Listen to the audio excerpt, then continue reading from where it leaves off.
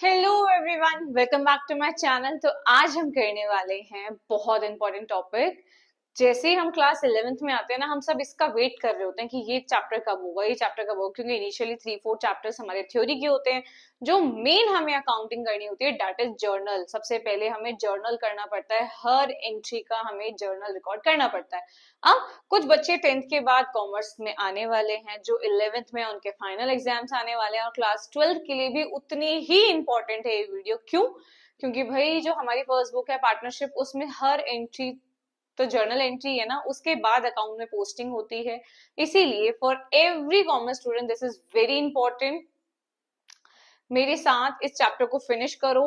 पूरे 16 टॉपिक्स में ये चैप्टर फिनिश हो जाएगा आपका। 16 से ज्यादा ना आज तक कभी किसी स्कूल ने पूछा है, ना कभी पूछेगा। Only the 16 topics are there. उसमें हाँ थोड़ी सब हेडिंग्स हैं, बट इसके अलावा I have many schools question paper. 11th class के बहुत सारे क्वेश्चन पेपर है, सभी का एनालिसिस यहाँ पे मैंने निकाल दिया है। बेड डेट्स वही एंट्री, हर स्कूल के क्वेश्चन पेपर में एक बेड डेट्स की एंट्री आएगी, एक ट्रेड डिस्काउंट की एंट्री आएगी, ठीक है। रिकवर की एंट्री आ सकती है, interest in capital, interest in drawing. मतलब कहने का ये है कि जो भी आपका जर्नल का चैप्टर है ना, उसमें बेसिक एंट्री जो आपकी है, ओपनिंग ऑफ द बिजनेस, जो बिजनेस स्टार्ट कर रहे हैं हम वहां से स्टार्ट करते हैं। एंड एट द एंड तो सबसे डिफिकल्ट टॉपिक आई गेस किसी को लगता होगा तो वो तो बेड डेट्स वाला, जिसमें वो हाफ पेमेंट देता है और हाफ के लिए इंसॉल्वेंट हो जाता है। और फिर ट्रेड डिस्काउंट, और ट्रेड डिस्काउंट तो हम सब्सिडरी बुक्स में आगे करने ही वाले हैं, purchase book and sales book. Still basic से एडवांस जो भी जर्नल एंट्री है, जो हमारी बेसिक जर्नल एंट्री है, उससे लेकर एट द एंड मैंने ऐसे ही मैंने टॉपिक वाइज लिया है कि सबसे पहले बेसिक एंट्री खत्म कर लेंगे। क्योंकि अगर मैंने सबसे पहले ही डिफिकल्ट करा दी इंट्रोडक्शन देने के बाद, तो आधे तो यहीं छोड़ के भाग जाएंगे इस वीडियो को। पूरी video half an hour to 1 hour मैंने मैक्सिमम रखा है इसका, कि हम पूरी जर्नल का टॉपिक खत्म कर लेंगे। देखो जर्नल का क्वेश्चन 6 मार्क्स में आ सकता है, डेफिनेटली जर्नल आएगी तो आपकी अकाउंटिंग इक्वेशन और अच्छी हो जाएगी। कुछ पहले अकाउंटिंग इक्वेशन करते हैं फिर जर्नल करते हैं, लेकिन जर्नल कर लो पहले, वो ज्यादा बेनिफिट होता है। इसके बाद भाई 3 अकाउंट्स होते हैं, जो नॉमिनल, रियल एंड पर्सनल। उनके रूल भी तो पूछ लेता है। रूल नहीं पूछेगा तो ये पूछ देगा which of the following is a nominal account. 4 option देगा, बताओ नॉमिनल कौन सा है। रियल तो बता देंगे कोई भी इंडिविजुअल, पर्सनल कौन सा है, ठीक है। क्लियर। अब असर्शन रीजन हो चाहे एमसीक्यू हो, थ्योरी तो इससे आनी नहीं है, या फिर जर्नल एंट्री हो, जब जर्नल की एंट्रीज आएंगी तभी आप रेक्टिफिकेशन ऑफ एरर कर पाएंगे। जब रेक्टिफिकेशन ऑफ एरर होगा तभी आप, वो भी 6 मार्क्स का है, डेप्रिशिएशन तभी कर पाएंगे, फाइनल अकाउंट्स कभी करेंगे। मतलब जर्नल करने के बाद सिर्फ अकाउंटिंग इक्वेशन थोड़ा सा इससे डिफरेंट है, उसमें सिर्फ कैलकुलेशन होती है, बट बाकी सारे चैप्टर इसी से रिलेटेड हैं। चलिए स्टार्ट करते हैं। अब देखो जर्नल करने से पहले कुछ रूल्स तो समझना जरूरी नहीं कि जर्नल क्यों होती है, किस रूल के बेसिस पे होती है। मैंने दोनों ही तरह के जो क्लासिफिकेशन अकाउंट्स के वो लिख दिए, एक एक करके समझते हैं, ज्यादा टाइम नहीं देना। बट डेफिनेटली इस वीडियो में, इस हाफ टू 1 आवर के बीच में, मुझे नहीं पता कितनी देर की बनेगी, एक्सप्लेन करते करते कहाँ जाएगा topic, but this is guarantee each and every journal will be recorded. Her journal entry कैसे करते हैं, कौन सा अकाउंट नॉमिनल, कौन सा real, personal, with rule, with detail में समझाऊंगी। एग्जाम से पहले बस 2-3 बार ये देख लेना, क्वेश्चंस की प्रैक्टिस कर लेना, and you are done. Book भी खोलने की जरूरत नहीं है, गारंटेड। बस बुक से क्वेश्चन प्रैक्टिस करना, इवन तो वो भी मैं अपलोड कर दूंगी, क्वेश्चंस भी देखने की जरूरत नहीं, बस कॉपी और पेन उठाओ और करना शुरू कर दो। चलो स्टार्ट करते हैं। पहले हम करते हैं अकाउंट्स की क्लासिफिकेशन। रूल्स तो पता होने चाहिए ना भाई, जर्नल कर रहे हैं किस बेसिस पे जर्नल होगी, बेस्ट है। मतलब अभी जो टुडेज 31st ऑफ जान, आज 31st जनवरी है, last day of the January, ठीक है। अगर आज कोई बच्चा पढ़ रहा होगा ना 11th का, तो मैं वो तो सिर्फ एग्जाम पर्पज से पढ़ रहा होगा, या तो उसका 15 ऑफ फेब से एग्जाम शुरू होंगे, at the end of the February या मार्च में उसके एग्जाम है। तो अब एग्जाम पॉइंट ऑफ व्यू से पढ़ना है ना, 75 प्लस मार्क्स अगर स्कोर करने हैं तो जो बोला है वही फॉलो अप करना। क्योंकि फिर इस टाइम में ना अगर अपना दिमाग लगाओगे तो फिर वो अप्रैल से लगता है अपना दिमाग। अपना दिमाग नहीं लगाना, भी दूसरे के दिमाग से चलना है ना, खुद मेहनत करनी है।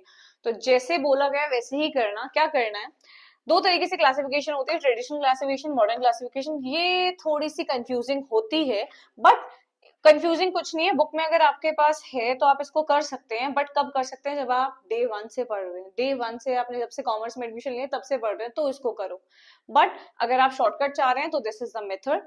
ट्रेडिशनल क्लासिफिकेशन में 3 तरह के अकाउंट होते हैं, personal account, real account, nominal account. Personal account कोई भी पर्सन हो गया, जो हमारे डेटर एंड क्रेडिटर क्या होते हैं, डेटर जो जिससे हमें पैसे लेने होते हैं, क्रेडिटर जिसको हमें पैसे देने होते हैं। टर्म्स भी क्लियर कर रही हूँ, रिवीजन करने जाओगे ना, जैसे रिवीजन करोगे बैठ के सुन लेना ये पूरी वीडियो, सारी वीडियोस मेरी प्लेलिस्ट कंटिन्यूएशन में लगा देना। डेटर्स क्या होते हैं, जिनसे पैसे लेने होते हैं, क्रेडिटर जिनको पैसे देने होते हैं। डेफिनेशन तो तुमने बुक में पढ़ी होगी, पढ़ लेना, ऐसे समझ लो, ज्यादा समझ आएगा, ठीक है।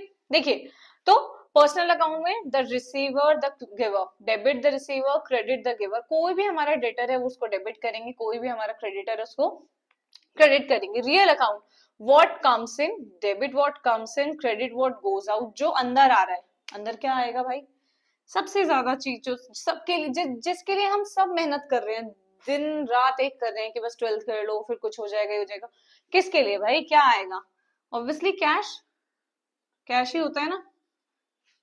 Debit what comes in, credit what goes out. जब परचेज करते हैं कैश चला जाता है, सेल करते हैं कैश आता है, ठीक है। तीसरा नॉमिनल अकाउंट, ये थोड़ा सा सताएगा क्योंकि इसमें आ जाएंगे एक्सपेंसेस। कौन से एक्सपेंसेस, प्रीपेड एक्सपेंसेस, है ना। प्रीपेड एक्सपेंसेस होते हैं, एक्रूड इनकम, अनअर्न इनकम, वो सब नॉमिनल अकाउंट के पार्ट हैं। तो यहाँ पे थोड़ा समझना है, बाकी ये दोनों तो बिल्कुल सेट है भाई। यहाँ पे डेटर आता है, क्रेडिटर आता है, कैश और बैंक मेनली एंट्री हम यहाँ पे वो करते हैं। Nominal account, all expenses and losses, debit all expenses and losses, credit all incomes and gain. This is the rule, rule लिख लो पहले। अच्छा, कभी भी अगर सपोज करो आपके एग्जाम में 6 मार्क्स का मैक्सिमम क्वेश्चन आता है, 6 मार्क्स में अगर आपके पास एंट्री दे दी और टीचर का दिमाग खराब हुआ तो 12 एंट्री दे देगी हाफ ऑफ मार्क्स की, बट इतनी खराब किस्मत नहीं होगी, प्रे करेंगे हम। 6 एंट्रीज देंगी, अगर अटकना नहीं है, या तो प्रैक्टिस कर लेना मेरे साथ अच्छे से।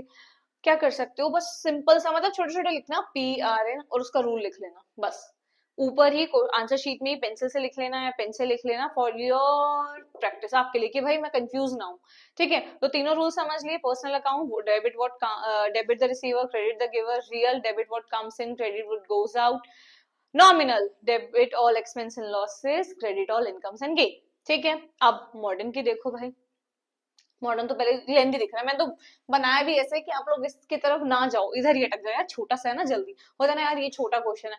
अच्छा, एग्जाम में भी ऐसे करेंगे, अभी मेरे पास क्वेश्चन पेपर है, आई गेस वो अंदर है, जो क्वेश्चन पेपर में एक छोटा क्वेश्चन दिखेगा ना उसको पहले पढ़ेंगे, चाहे वो कितना ही डिफिकल्ट हो, ये छोटा दिख रहा है इसको कर लेते हैं। तो वही होते है ना, माइंडसेट हमारा वही है यार, ये छोटा दिख रहा है इसमें कम वर्किंग करनी होगी, ये कर लेता हूँ, टाइम भी बचेगा और मैं जल्दी भी कर लूंगा। बट ऐसा नहीं है, वो जो छोटा है ना वो बड़ा दिमाग का भी हो सकता है।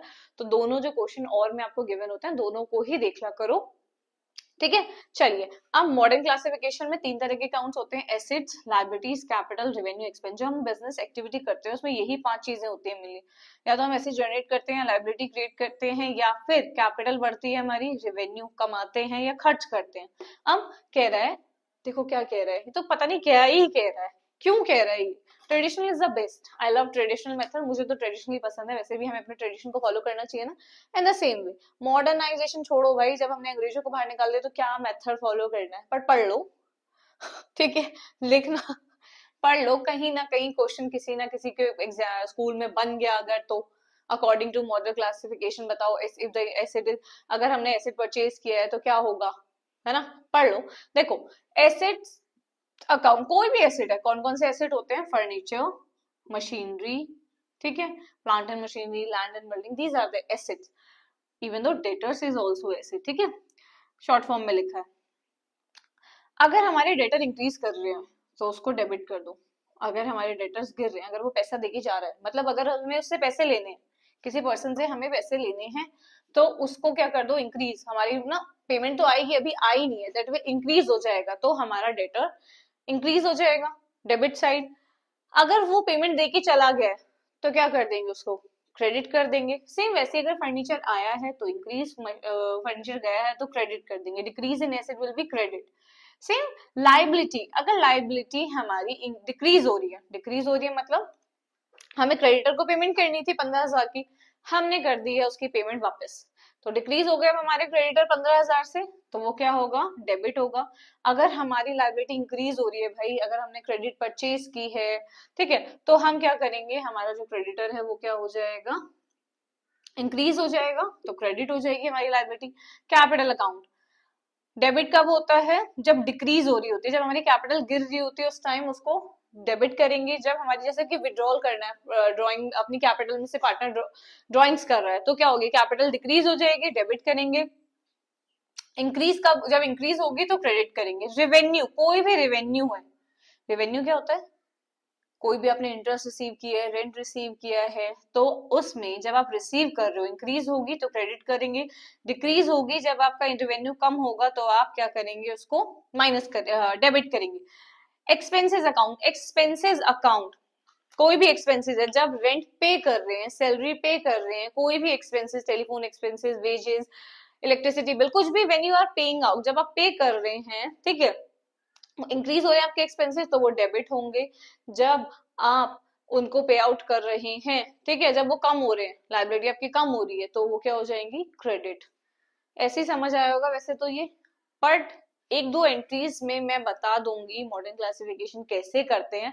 इसमें यही है, हमें ये ढूंढना होता है क्वेश्चन में बैठ के, अरे यार एसिड ना इंक्रीज हो रहा है, ठीक है, तो ये डेबिट होगा, अरे यार एसिड ना डिक्रीज हो रहा है तो ये क्रेडिट होगा। वहां पे आपको बैठ के ये बोलना पड़ेगा, लेकिन यहाँ पे तो पता है ना, एंट्री देखते ही पता चलेगा, debit what comes in, credit what goes out, जो आ रहा है उसको डेबिट कर दो, जो जा रहा है उसको क्रेडिट कर दो। कम ज्यादा तो सोचना ही नहीं है, क्योंकि अगर दो अमाउंट दिए, गलती से हमने नीचे वाले का देख लिया फर्स्ट से जो सेकंड पार्ट है, तो भी हमारा गलत हो जाएगा ना, फिर तो हम कंफ्यूज हो जाएंगे।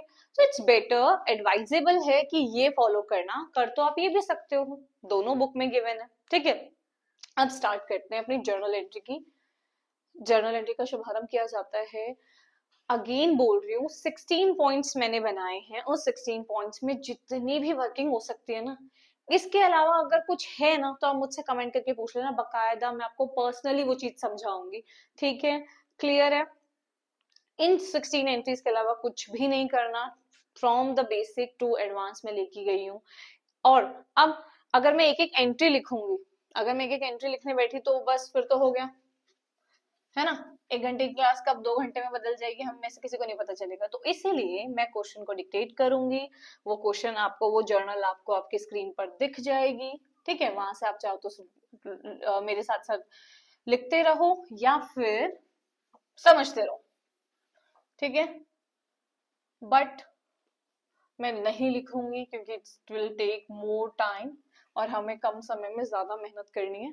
सो इसीलिए I will not gonna right anything, anything नहीं, मतलब मैं क्वेश्चन नहीं लिखूंगी, only the journal I will pass with explanation, क्योंकि एक्सप्लेन में भी टाइम लगेगा, एक्सप्लेन जो कर रहे हैं उसमें भी टाइम लगेगा, तो दैट्स बेटर।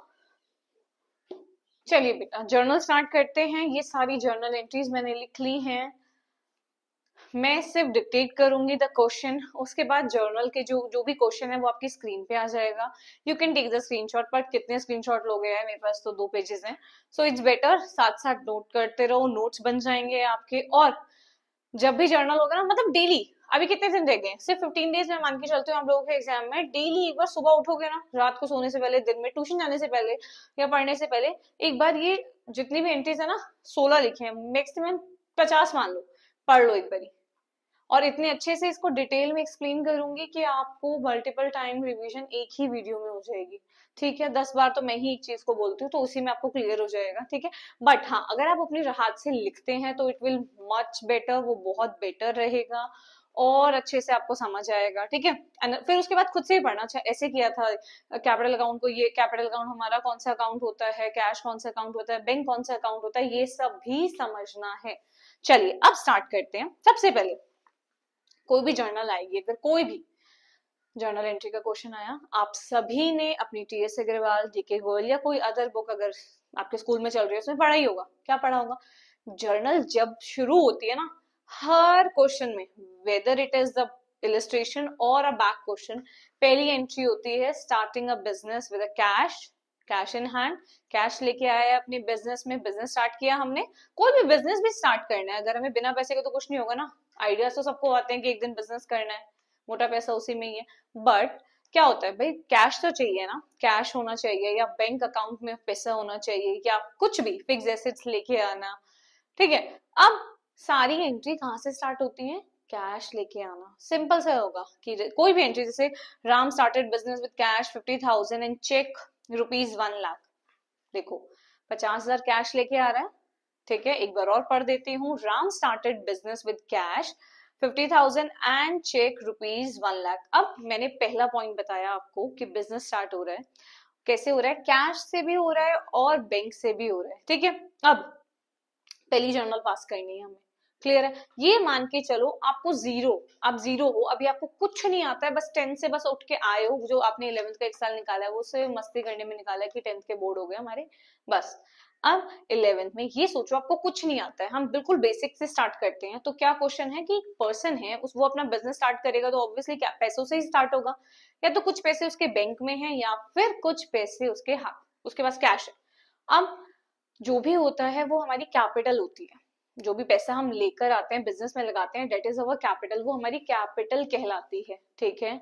अभी मैंने आपको एक रूल बताया, पहले ये समझो, देखो ये याद कर लो, ये आप लर्न कर लो, ये this is the first point, ये हम फर्स्ट पढ़ रहे हैं, फर्स्ट जर्नल 16 तक जाना, देखो फर्स्ट खत्म भी हो गया शुरू होने से। फर्स्ट वाला जो पॉइंट है, क्या बोला मैंने कि राम अपना बिजनेस स्टार्ट कर रहे हैं, कैसे स्टार्ट कर रहे हैं? कैश लेकर आ रहा है और कुछ पैसे उसके बैंक में है। उससे क्या होगा? वो दोनों अमाउंट उसका क्या है? कैपिटल है ना, obviously that is my capital to start up business. अगर मुझे कोई बिजनेस स्टार्ट करना है, मैं 1,00,000 रुपए लगा रही हूँ, तो वो 1,00,000 रुपए मेरी कैपिटल है, चाहे वो बैंक में हो, चाहे वो कैश हो, चाहे 1,00,000 का फर्नीचर हो, चाहे 1,00,000 का फोन हो, कुछ भी हो सकता है, ठीक है।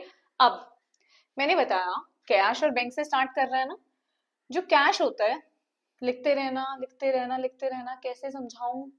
देखो जो कैश होता है वो आपका कौन सा अकाउंट होता है, जल्दी से बताओ। Cash is a real account, cash हमारा रियल अकाउंट होता है। इवन दो जो बैंक होता है वो भी हमारा रियल अकाउंट ही होता है। अब कैपिटल अकाउंट, मैंने इस एंट्री में तीन चीजों की बात की, cash, bank and capital. Capital कौन सा अकाउंट होता है? कैपिटल होता है पर्सनल अकाउंट, ठीक है। कैपिटल इंडिविजुअल की होती है, ठीक है, कोई भी इंडिविजुअल।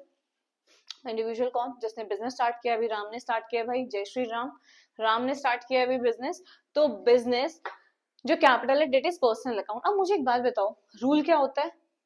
इन दोनों का रूल बताओ। क्या रियल अकाउंट का रूल क्या होता है? रियल अकाउंट का रूल क्या होता है? Debit what comes in, credit what goes out. Cash और बैंक दोनों ही आ रहा है, तो आपकी एंट्री क्या होगी? Cash account debit, bank account debit to capital. Debit the receiver, credit the giver. Personal account का रूल क्या होता है? Debit the receiver, credit the giver, यही रूल होता है पर्सनल का, ठीक है। डेबिट द रिसीवर होता है। अब भाई आइए, पर्सनल अकाउंट का क्या रूल होता है? Debit the receiver, credit the giver, ठीक है। अब यहाँ पे जो कैपिटल है ये हमारी आ गई है क्रेडिट में, गिवर, क्लियर। अमाउंट भी लिख लेते हैं, चलिए अमाउंट कैसे लिखते हैं? 50,000 वो कैश लेके आया, 1,00,000 वो लेके आया है बैंक में, टोटल 1,50,000 उसकी कैपिटल हो गई है। फर्स्ट एंट्री डन, हो गया हमारा बिजनेस स्टार्ट हो गया। Cash account debit, bank account debit to capital. क्यों? Bank and cash is a real account. जो पहली पहली मतलब थोड़ी जो स्टार्टिंग की एंट्रीज है ना, विद रूल्स मैं अच्छे से समझाऊंगी डिटेल में, ताकि आपके एक माइंड सेट हो जाए कि भाई अच्छा ऐसे जर्नल करते हैं। देखो मैंने आपको बताया आप जीरो से स्टार्ट कर रहे हैं, तो डेबिट एंड क्रेडिट दो साइड्स होती हैं। डेबिट हो रहा है तो उसी सेम अमाउंट से क्रेडिट भी होगा, डेबिट 1,50,000 से हो रहा है तो क्रेडिट भी 1,50,000 से होगा, ठीक है। पहली बात, अगर कुछ डेबिट में आया तो क्रेडिट में भी आएगा। अब डेबिट में क्या आएगा? रूल से आएगा। कैश कौन सा अकाउंट होता है? Cash is a real account. Debit what comes in, credit what goes out. अगर कैश जाएगा तो वो क्रेडिट हो जाएगा, अभी आ रहा है cash account debit, bank account debit to capital. अच्छा यहाँ पे नरेशन भी लिखते हैं, वो तो पता होगा ना, बीइंग द बिजनेस स्टार्ट, मैं पहले इसलिए लिख रही हूँ, इसके बाद किसी में नहीं लिखूंगी, आप लिख लेना, इतना तो कर सकते हो यार, ठीक है ना बीइंग द बिजनेस, बिजनेस शुरू हो चुका है, स्टार्टेड बिजनेस, ये इसमें तो बहुत गंदी राइटिंग लिखूंगा मैं, ताकि आप खुद ही लिखो, कहोगे मैम मत ही लिखो आप, हम खुद ही लिख लेंगे, ठीक है। तो cash account debit, bank account debit to capital account, this is the entry to start up business, यही है, यही होगी। अब फर्नीचर से स्टार्ट कर लो, फर्नीचर लेके आ रहा है भाई, 1 लाख की बिल्डिंग लेके आ रहा है, लैंड है, उसके कुछ भी है, तो जो भी लेके आ रहा है वो यहाँ पे क्या हो जाएगा, डेबिट हो जाएगा। ठीक है, फर्नीचर टू कैपिटल, वो सब उसके कैपिटल में एड ऑन हो जाएगा। जो भी ओनर है, who starting the business. Clear है, पहला पॉइंट डन हो गया हमारा, when the business is started, जब बिजनेस स्टार्ट होता है। क्लियर, नेक्स्ट टॉपिक की तरफ चलते हैं अब। देखो कितनी मेहनत है, मेहनत देखो यार, मेहनत देखो। नंबर 2, अब मार्क कहाँ गया, सीरियसली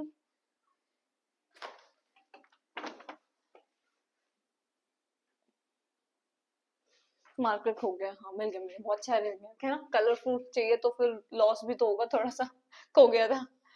सेकेंड एंट्री, इसमें टोटल 11 पार्ट्स है। ठीक है, डरना नहीं, जाना नहीं है वीडियो छोड़ के। सेकेंड एंट्री है, कोई भी बिजनेस कर रहे हो आप, कोई भी business, whatever with the business you are doing, whatever, illegal नहीं, लीगल, ओनली लीगल। ठीक है, तो आप जो बिजनेस कर रहे हैं उस बिजनेस में कुछ ना कुछ सेल आउट तो करेंगे, सेल करने से पहले उसको परचेज भी करना पड़ेगा, परचेज करना पड़ेगा। ठीक है, अब जो आपका परचेजेस अकाउंट है ना, जहां पे भी आता है, जब भी डेबिट हो या क्रेडिट हो, कुछ भी हो, मतलब इन 11 के अलावा 1-2 जगह और होगा जो कि 16th वाले पॉइंट तक आ ही जाएगा। मेन इन 11 पॉइंट्स के अलावा आपका परचेज कहीं नहीं जाएगा। मतलब कभी भी अगर रेक्टिफिकेशन ऑफ एरर भी कर रहे हैं आप, देखो जर्नल के साथ मैं वो टॉपिक भी कवर करते चल रही हूँ, क्योंकि करेक्ट एंट्री पास करोगे डबल साइडेड एरर में, तभी आपकी रेक्टिफाइंग एंट्री आएगी। इसीलिए मैं वो टॉपिक भी क्लियर करके चल रही हूँ। ठीक है, अब परचेज, कोई भी काम हो, आपने बिजनेस स्टार्ट कर ला, आपने पैसे लगा लिए, 1.5 लाख रुपए हम लगा चुके हैं, क्या करोगे 1.5 लाख से, रखे तो रखोगे नहीं, है ना, उनको इन्वेस्ट तो करना पड़ेगा, मतलब परचेज स्टॉक तो खरीदना पड़ेगा, गुड्स खरीदो, चाहे कोई फर्नीचर खरीदो, बैठने की जगह खरीदो, कुछ भी खरीदो, परचेजेस तो आप करोगे ही करोगे, चाहे गुड्स हो, स्टॉक हो, कोई मशीनरी हो, फर्नीचर हो, लैंड, बिल्डिंग, एनीथिंग, कुछ भी आप परचेज करो। लेकिन 2 तरीके से परचेज होती है, एक होती है रेवेन्यू के लिए, एक होती है कैपिटल। क्या मतलब, रेवेन्यू और कैपिटल हमें तो नहीं आता ना, कुछ तो पूरा बताना पड़ेगा। तो रेवेन्यू वो जो कि आप डे टू डे बिजनेस के लिए एक्सपेंसेस कर रहे हैं, कमाने के लिए, और कैपिटल एक्सपेंसेस वो जब एक वन टाइम में आप कैपिटल इन्वेस्ट कर रहे हो, मतलब जैसे कि फर्नीचर खरीदने हैं, अब 2 दिन में तो आप वो आप उसको बेच नहीं दोगे। ठीक है, गुड्स को आप सेम डे खरीद के उसको और उस पर प्रोसेसिंग करके सेम डे सेल आउट कर सकते हो, वो गुड्स होते हैं। But when we are talking about furniture, की फर्नीचर क्या है, फर्नीचर हो, लैंड हो, मशीनरी हो, कुछ भी हो, that is a fixed asset, वो कैपिटल एक्सपेंडिचर का पार्ट होता है। क्लियर है, कहाँ पे परचेज आएगी, देखो क्वेश्चन स्टार्ट होगा परचेज से, कुछ क्वेश्चंस में जर्नल जो स्टार्ट होगी वो होगी परचेज से स्टार्ट, कि परचेज कर रहे हैं, परचेजिंग द फर्नीचर खरीदा, परचेज द मशीनरी, कुछ भी परचेज क्वेश्चन में लिखा है लेकिन जर्नल में नहीं आएगा, ये भी तो बात है, जर्नल में लिखा है लेकिन जर्नल में आएगा लेकिन क्वेश्चन में कहीं नहीं लिखा है, ये देखना है। सिर्फ 11 है, इसको अच्छे से समझते हैं। पहला स्टार्ट करते हैं, purchases goods in cash for 2 lakh. पहले तो ये बता देती हूँ, जो परचेजेस होता है वो नॉमिनल अकाउंट होता है। परचेज, ये दिखेगा नहीं दिखेगा, I don't know that that is, कैमरे में आ रहा है नहीं आ रहा, थोड़ा सा इधर लिख लेती हूँ। जो परचेज होता है that is your nominal account, ये आपका नॉमिनल अकाउंट होता है। अब मैंने बोला, देखो स्क्रीन पे भी आ जाएगी, purchase goods in cash for 2 lakh, 2 lakh के हमने गुड्स खरीदे, क्या एंट्री होगी परचेजेस की, देखो 2 लाख के गुड्स खरीदे, पैसे तो 1.5 लाख थे, कोई बात नहीं, चलो उधार मान लेते हैं, अमाउंट चेंज, सॉरी 20,000 है, 20,000 है, sorry sorry sorry, purchase goods in cash for, मेरी जीरो मुझे समझ नहीं आ रही, चलो, purchase goods in cash for 20,000, 20,000 के गुड्स खरीदे, कैश, कैश पैसा गया, 1.5 लाख में से 20,000 हटा दो, गए आपके पास 20,000 गई। ठीक है, अब कैश गया, cash is a real account, what is the rule, क्या रूल होता है जल्दी बताओ, रियल का रूल क्या होता है, debit what comes in, credit what goes out, भाई कैश तो चला गया, परचेज होता है नॉमिनल, नॉमिनल का रूल बता दो, debit all expense and losses, खर्चा है ना परचेज करना, तो चाहे एट द एंड आप इससे कमा रहे हो but still it is expense ना, आपके 1.5 लाख में से तो अभी माइनस होता ही दिखेगा ना। तो what will be the entry, purchase की एंट्री रट लो, ये तो कुछ एंट्रीज है ना जो इनिशियली, तो रट लो, करनी ही करनी है, करनी ही करनी है, लेकिन कहाँ करनी है पता है, सिर्फ प्रैक्टिस के लिए, क्योंकि एग्जाम में नहीं आने वाली है, बिल्कुल भी नहीं देने वाले, वो बिल्कुल भी नहीं। उनको पता है कि हम स्कूल तो अप्रैल से स्टार्ट हुए थे ना, जुलाई से स्टार्ट होते हैं वैसे तो, जुलाई अगस्त से, आफ्टर बोर्ड एग्जाम। तो उन वो तो डे वन से पढ़ा रहे हैं ना, तो इसीलिए बेसिक एंट्रीज नहीं आएंगी, ये सिर्फ हमारी अंडरस्टैंडिंग बिल्डअप करने के लिए। उसके बाद जो एडवांस एंट्रीज होती है ना 6 नंबर के क्वेश्चन में, वही 6 की 6 होती हैं। ठीक है, एक पहली में अटक गए तो 5 का सुहा हो जाएगा, वो नहीं करना है। एक एक एंट्री में मतलब ये गारंटी होनी चाहिए मैंने पास कर दी, मेरे 6 में से 6 हैं। ठीक है, 6 मार्क्स से ज्यादा का क्वेश्चन नहीं आता, 3 का हो सकता है किसी एग्जाम, किसी के क्वेश्चन पेपर में, या 4 का हो सकता है। ठीक है, अब देखिए सबसे पहले एंट्री, आपने गुड्स खरीदी है 20,000 के, रूल मैंने बता दिया है आपको कौन सा लगा है, एंट्री याद कर लो परचेज की, purchase to cash, purchase to cash, purchase to cash. दूसरी entry, purchase goods from Hari and company 1 lakh. ध्यान से देखो, जब भी क्वेश्चन में किसी कंपनी का नेम लिखे, किसी भी ट्रेडर का नाम दिखे, और अमाउंट भी दिख रहा है, ट्रेडर भी दिख रहा है, अमाउंट भी दिख रहा है, बट कैश वर्ड नहीं मेंशन है, तो वो जो सेल होती है वो क्रेडिट, सॉरी वो जो परचेज होती है that is a credit purchase. मतलब उसमें हमने पेमेंट नहीं की है, वी क्रिएट द क्रेडिटर, हमने उधार चीज ली है, उधार उधार उधार उधार उधार। अब देखो परचेजेस का रूल तो सेम रहेगा ना, purchases, purchase account, debit, nominal account, all expense and debit, all expense and losses. अब क्रेडिटर बन गए ना, हमें पेमेंट करनी है टू हरी एंड कंपनी को। किसको? टू हरी एंड कंपनी को। तो हमने हरी से परचेज किया कैश की जगह, to Hari and company, Hari and company है, लिमिटेड है, कुछ भी। 1 लाख की आपने क्रेडिट परचेज की है, क्रेडिट परचेज में कैश की जगह कंपनी का नेम आता है, या तो फिर ट्रेडर का नेम आ सकता है, कुछ भी। क्लियर हो गया क्रेडिट परचेज कैसे करते हैं, कैश की जगह जिस भी ट्रेडर से हमने परचेज किया उसका नाम।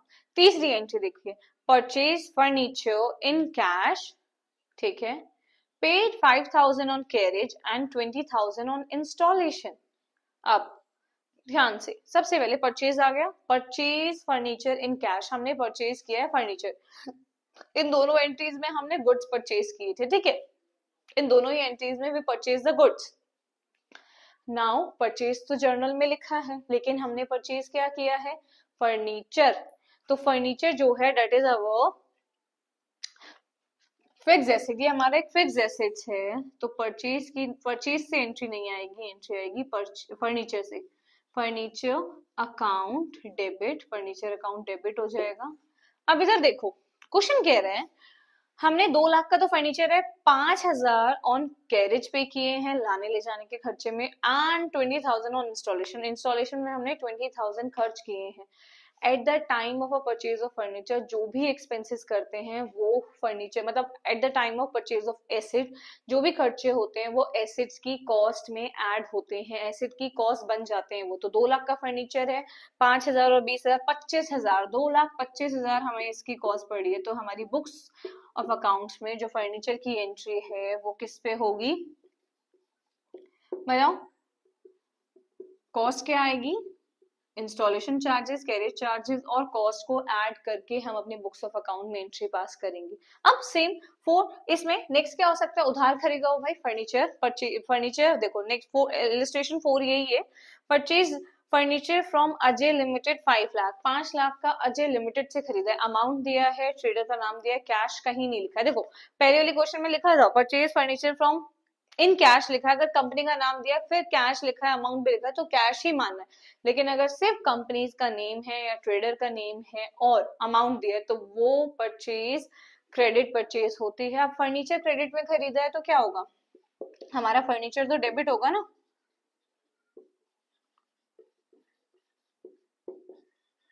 कैश की जगह टू अजय लिमिटेड। क्लियर, जो भी अमाउंट है 2 लाख है, अमाउंट तो लिख लोगे, मेन जो चीज है ये बेसिक एंट्रीज में वो है कि डेबिट क्या होगा, क्रेडिट क्या होगा और क्यों होगा। क्लियर, 4 एंट्री समझ आई। 5वीं एंट्री है गुड्स रिटर्न बैक वॉट 10,000, 10,000 के गुड्स वापस कर दिए गए हैं, ठीक है, रिटर्न बैक। हमने अभी मैं परचेज पढ़ा रही हूँ तो यहाँ पे हम गुड्स को वापस भेज रहे हैं, हम मतलब जो बिजनेस कर रहा है वो लिख ली होंगी, है ना, एंट्रीज तो आप मेरे साथ साथ ही लिख रहे हैं, वैसे अच्छे बच्चे हैं आप सभी, मार्क्स लाने हैं तो भाई अच्छा तो बनना पड़ेगा ना। चलिए 5th एंट्री है गुड्स रिटर्न, हमने परचेज रिटर्न भेज दी, या तो हमें पसंद नहीं आया, घर आके होता है ना कि कुछ चीज खरीद लिया, घर आके वहां अच्छी लगती है लाइट्स में, घर आके अच्छी नहीं लगती, वो वापस भेज दी, या फिर एक्चुअली में उसमें कोई डिफेक्ट है इसलिए हमने वापस भेज दी। अब ध्यान से देखना, पहले परचेज की एंट्री लिखती हूँ, पर अभी हमने परचेज की एंट्री की है, क्या थी परचेज की एंट्री, अब तो बता ही सकते हो, परचेज टू कैश ही एंट्री होती है। हमने गुड्स वापस भेज दिए, हमने कैश में परचेज किए थे ना गुड्स, गुड्स गए, गुड्स हमने खरीदे तो कैश गया, जब हम गुड्स वापस भेज रहे हैं तो कैश वापस आ जाएगा, तो इसकी रिवर्स एंट्री हो जाएगी, इसकी रिवर्स एंट्री। पहली बात ऐसे समझ सकते हो कि परचेज कर रहे, परचेज रिटर्न है, परचेज हमने गुड्स हमने वापस भेज दिए तो परचेज की रिवर्स एंट्री कर दो, अगर क्रेडिट परचेज है तो उसकी भी रिवर्स हो जाएगी। लेकिन रूल्स कैसे कहते हैं, कैश अब आएगा ना, पैसे वापस आएंगे, डेबिट व्हाट कम्स इन, ठीक है, टू परचेज, परचेज हमारे जो स्टॉक्स हैं वो चले जाएंगे। परचेजेस जब लिखते हैं जब हम गुड्स और स्टॉक को परचेज करते हैं, जब भी हमने कोई फिक्स एसेट परचेज किया होता है तो जो एंट्री होती है वो उस फिक्स एसेट के नाम से ही आती है। क्लियर है इतना, ठीक है। अब देखिए, ये हो गई रिवर्स की entry, purchase return account, return add कर देना है, कितने अमाउंट है, हमने कितने अमाउंट किया, 10,000, अमाउंट से कुछ नहीं है, मीन हमें एंट्री समझनी है, ठीक है।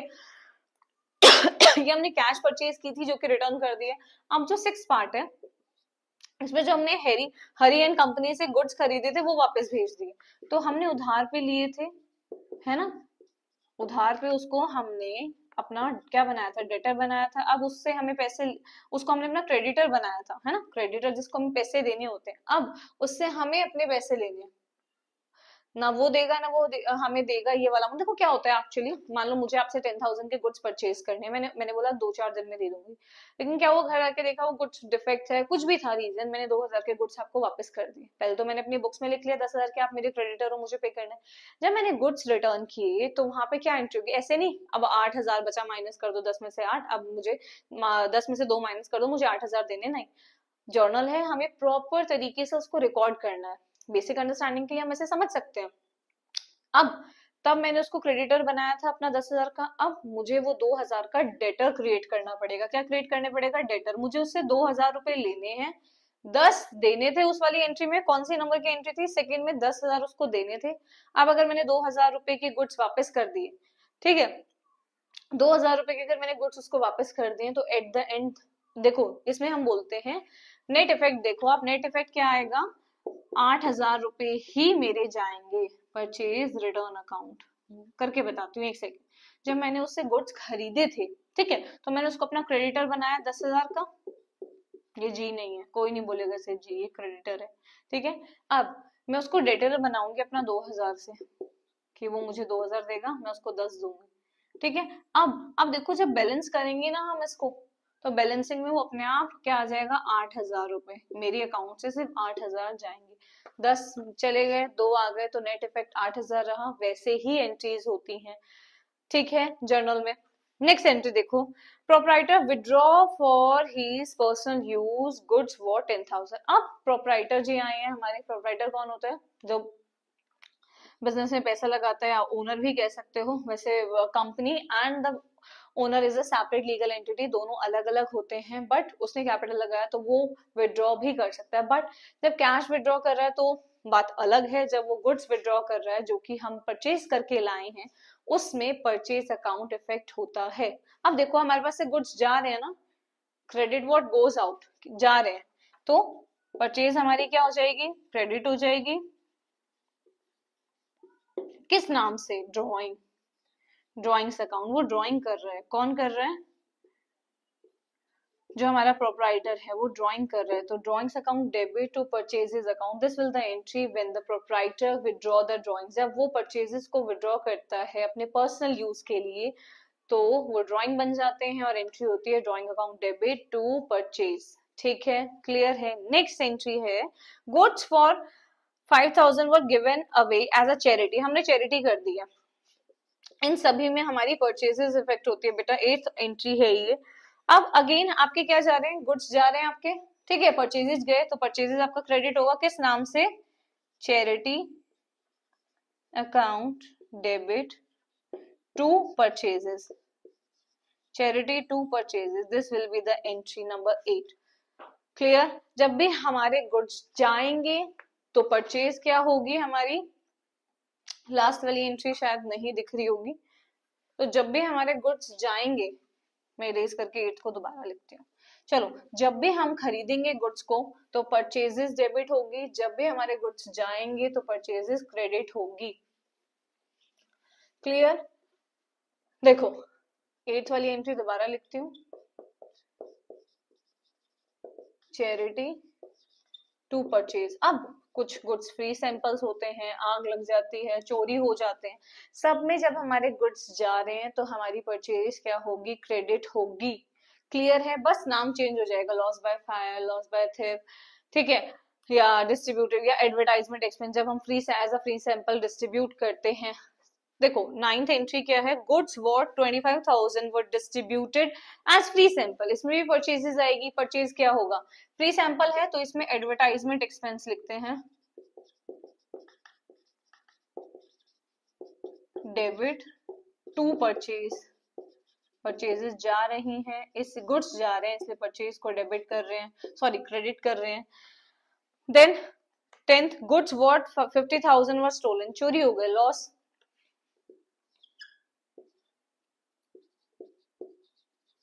चोरी हो गए, ये कॉल साइलेंट कर दो।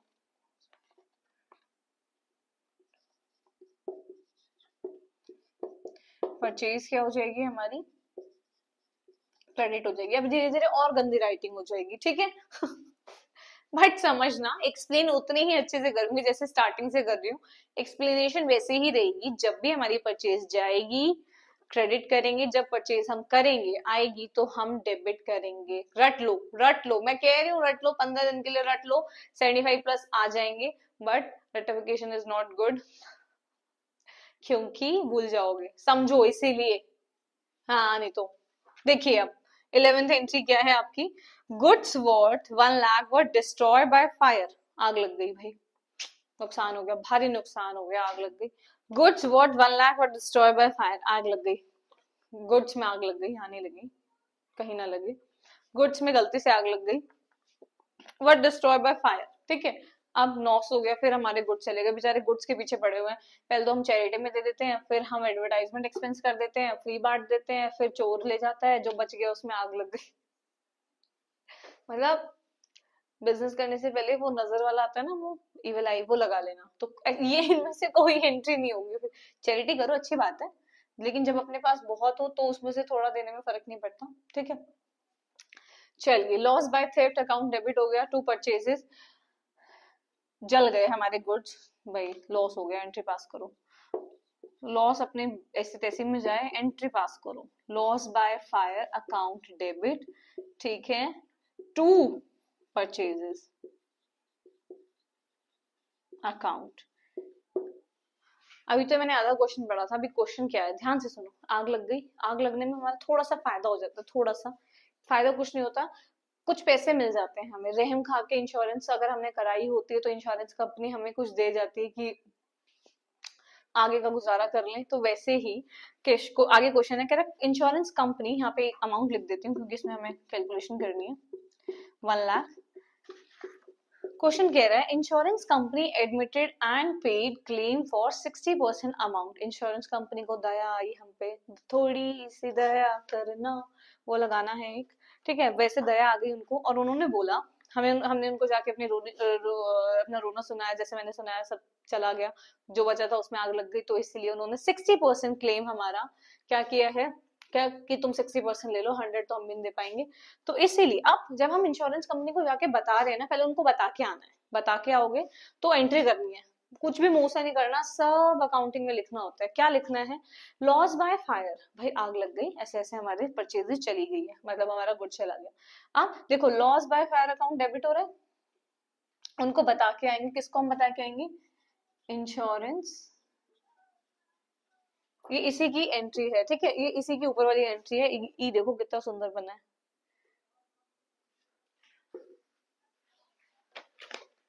Insurance company account debit to loss by fire.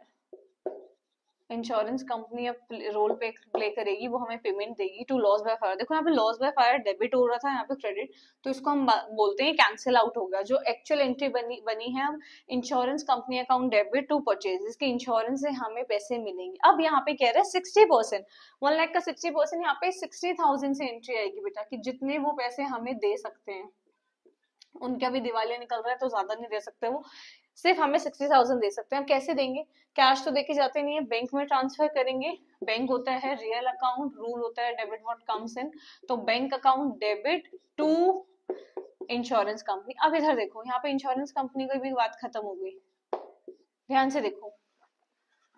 Insurance company debit हुई थी, यहाँ पे क्रेडिट हो गई, इसका भी लेन देन बंद हो गया, तो नेट एंट्री हमारी होती है bank account debit to purchases account. अब ध्यान से सुनना, 40, वैसे 40,000 का डिफरेंस आएगा यहाँ पे। ये नेट एंट्री में से क्यों बोल रही हूँ, रेक्टिफिकेशन में बहुत काम आएगी भाई, ठीक है, रेक्टिफिकेशन में बहुत काम आएगी, फाइनल अकाउंट्स में बहुत काम आएगी, इसलिए समझ लो, थोड़ा एक्स्ट्रा पढ़ लेते हैं, ज्यादा वो नहीं करते कि ज्यादा पढ़ा रही है मैम, ऐसा कुछ नहीं है।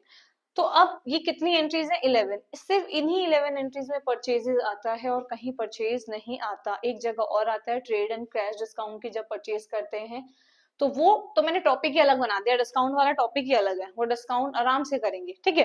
अब हमारे 2 टॉपिक कंप्लीट हो चुके हैं, जब हमने बिजनेस स्टार्ट किया या परचेज किसी भी तरह के फिक्स एसेट परचेज किया हो, गुड्स एंड स्टॉक परचेज किया हो, गुड्स एंड स्टॉक के साथ कुछ भी हो गया हो, हमने देख लिया है, हम सारे लॉसेस से उभर के अब सेल करेंगे, अब हम बेचेंगे।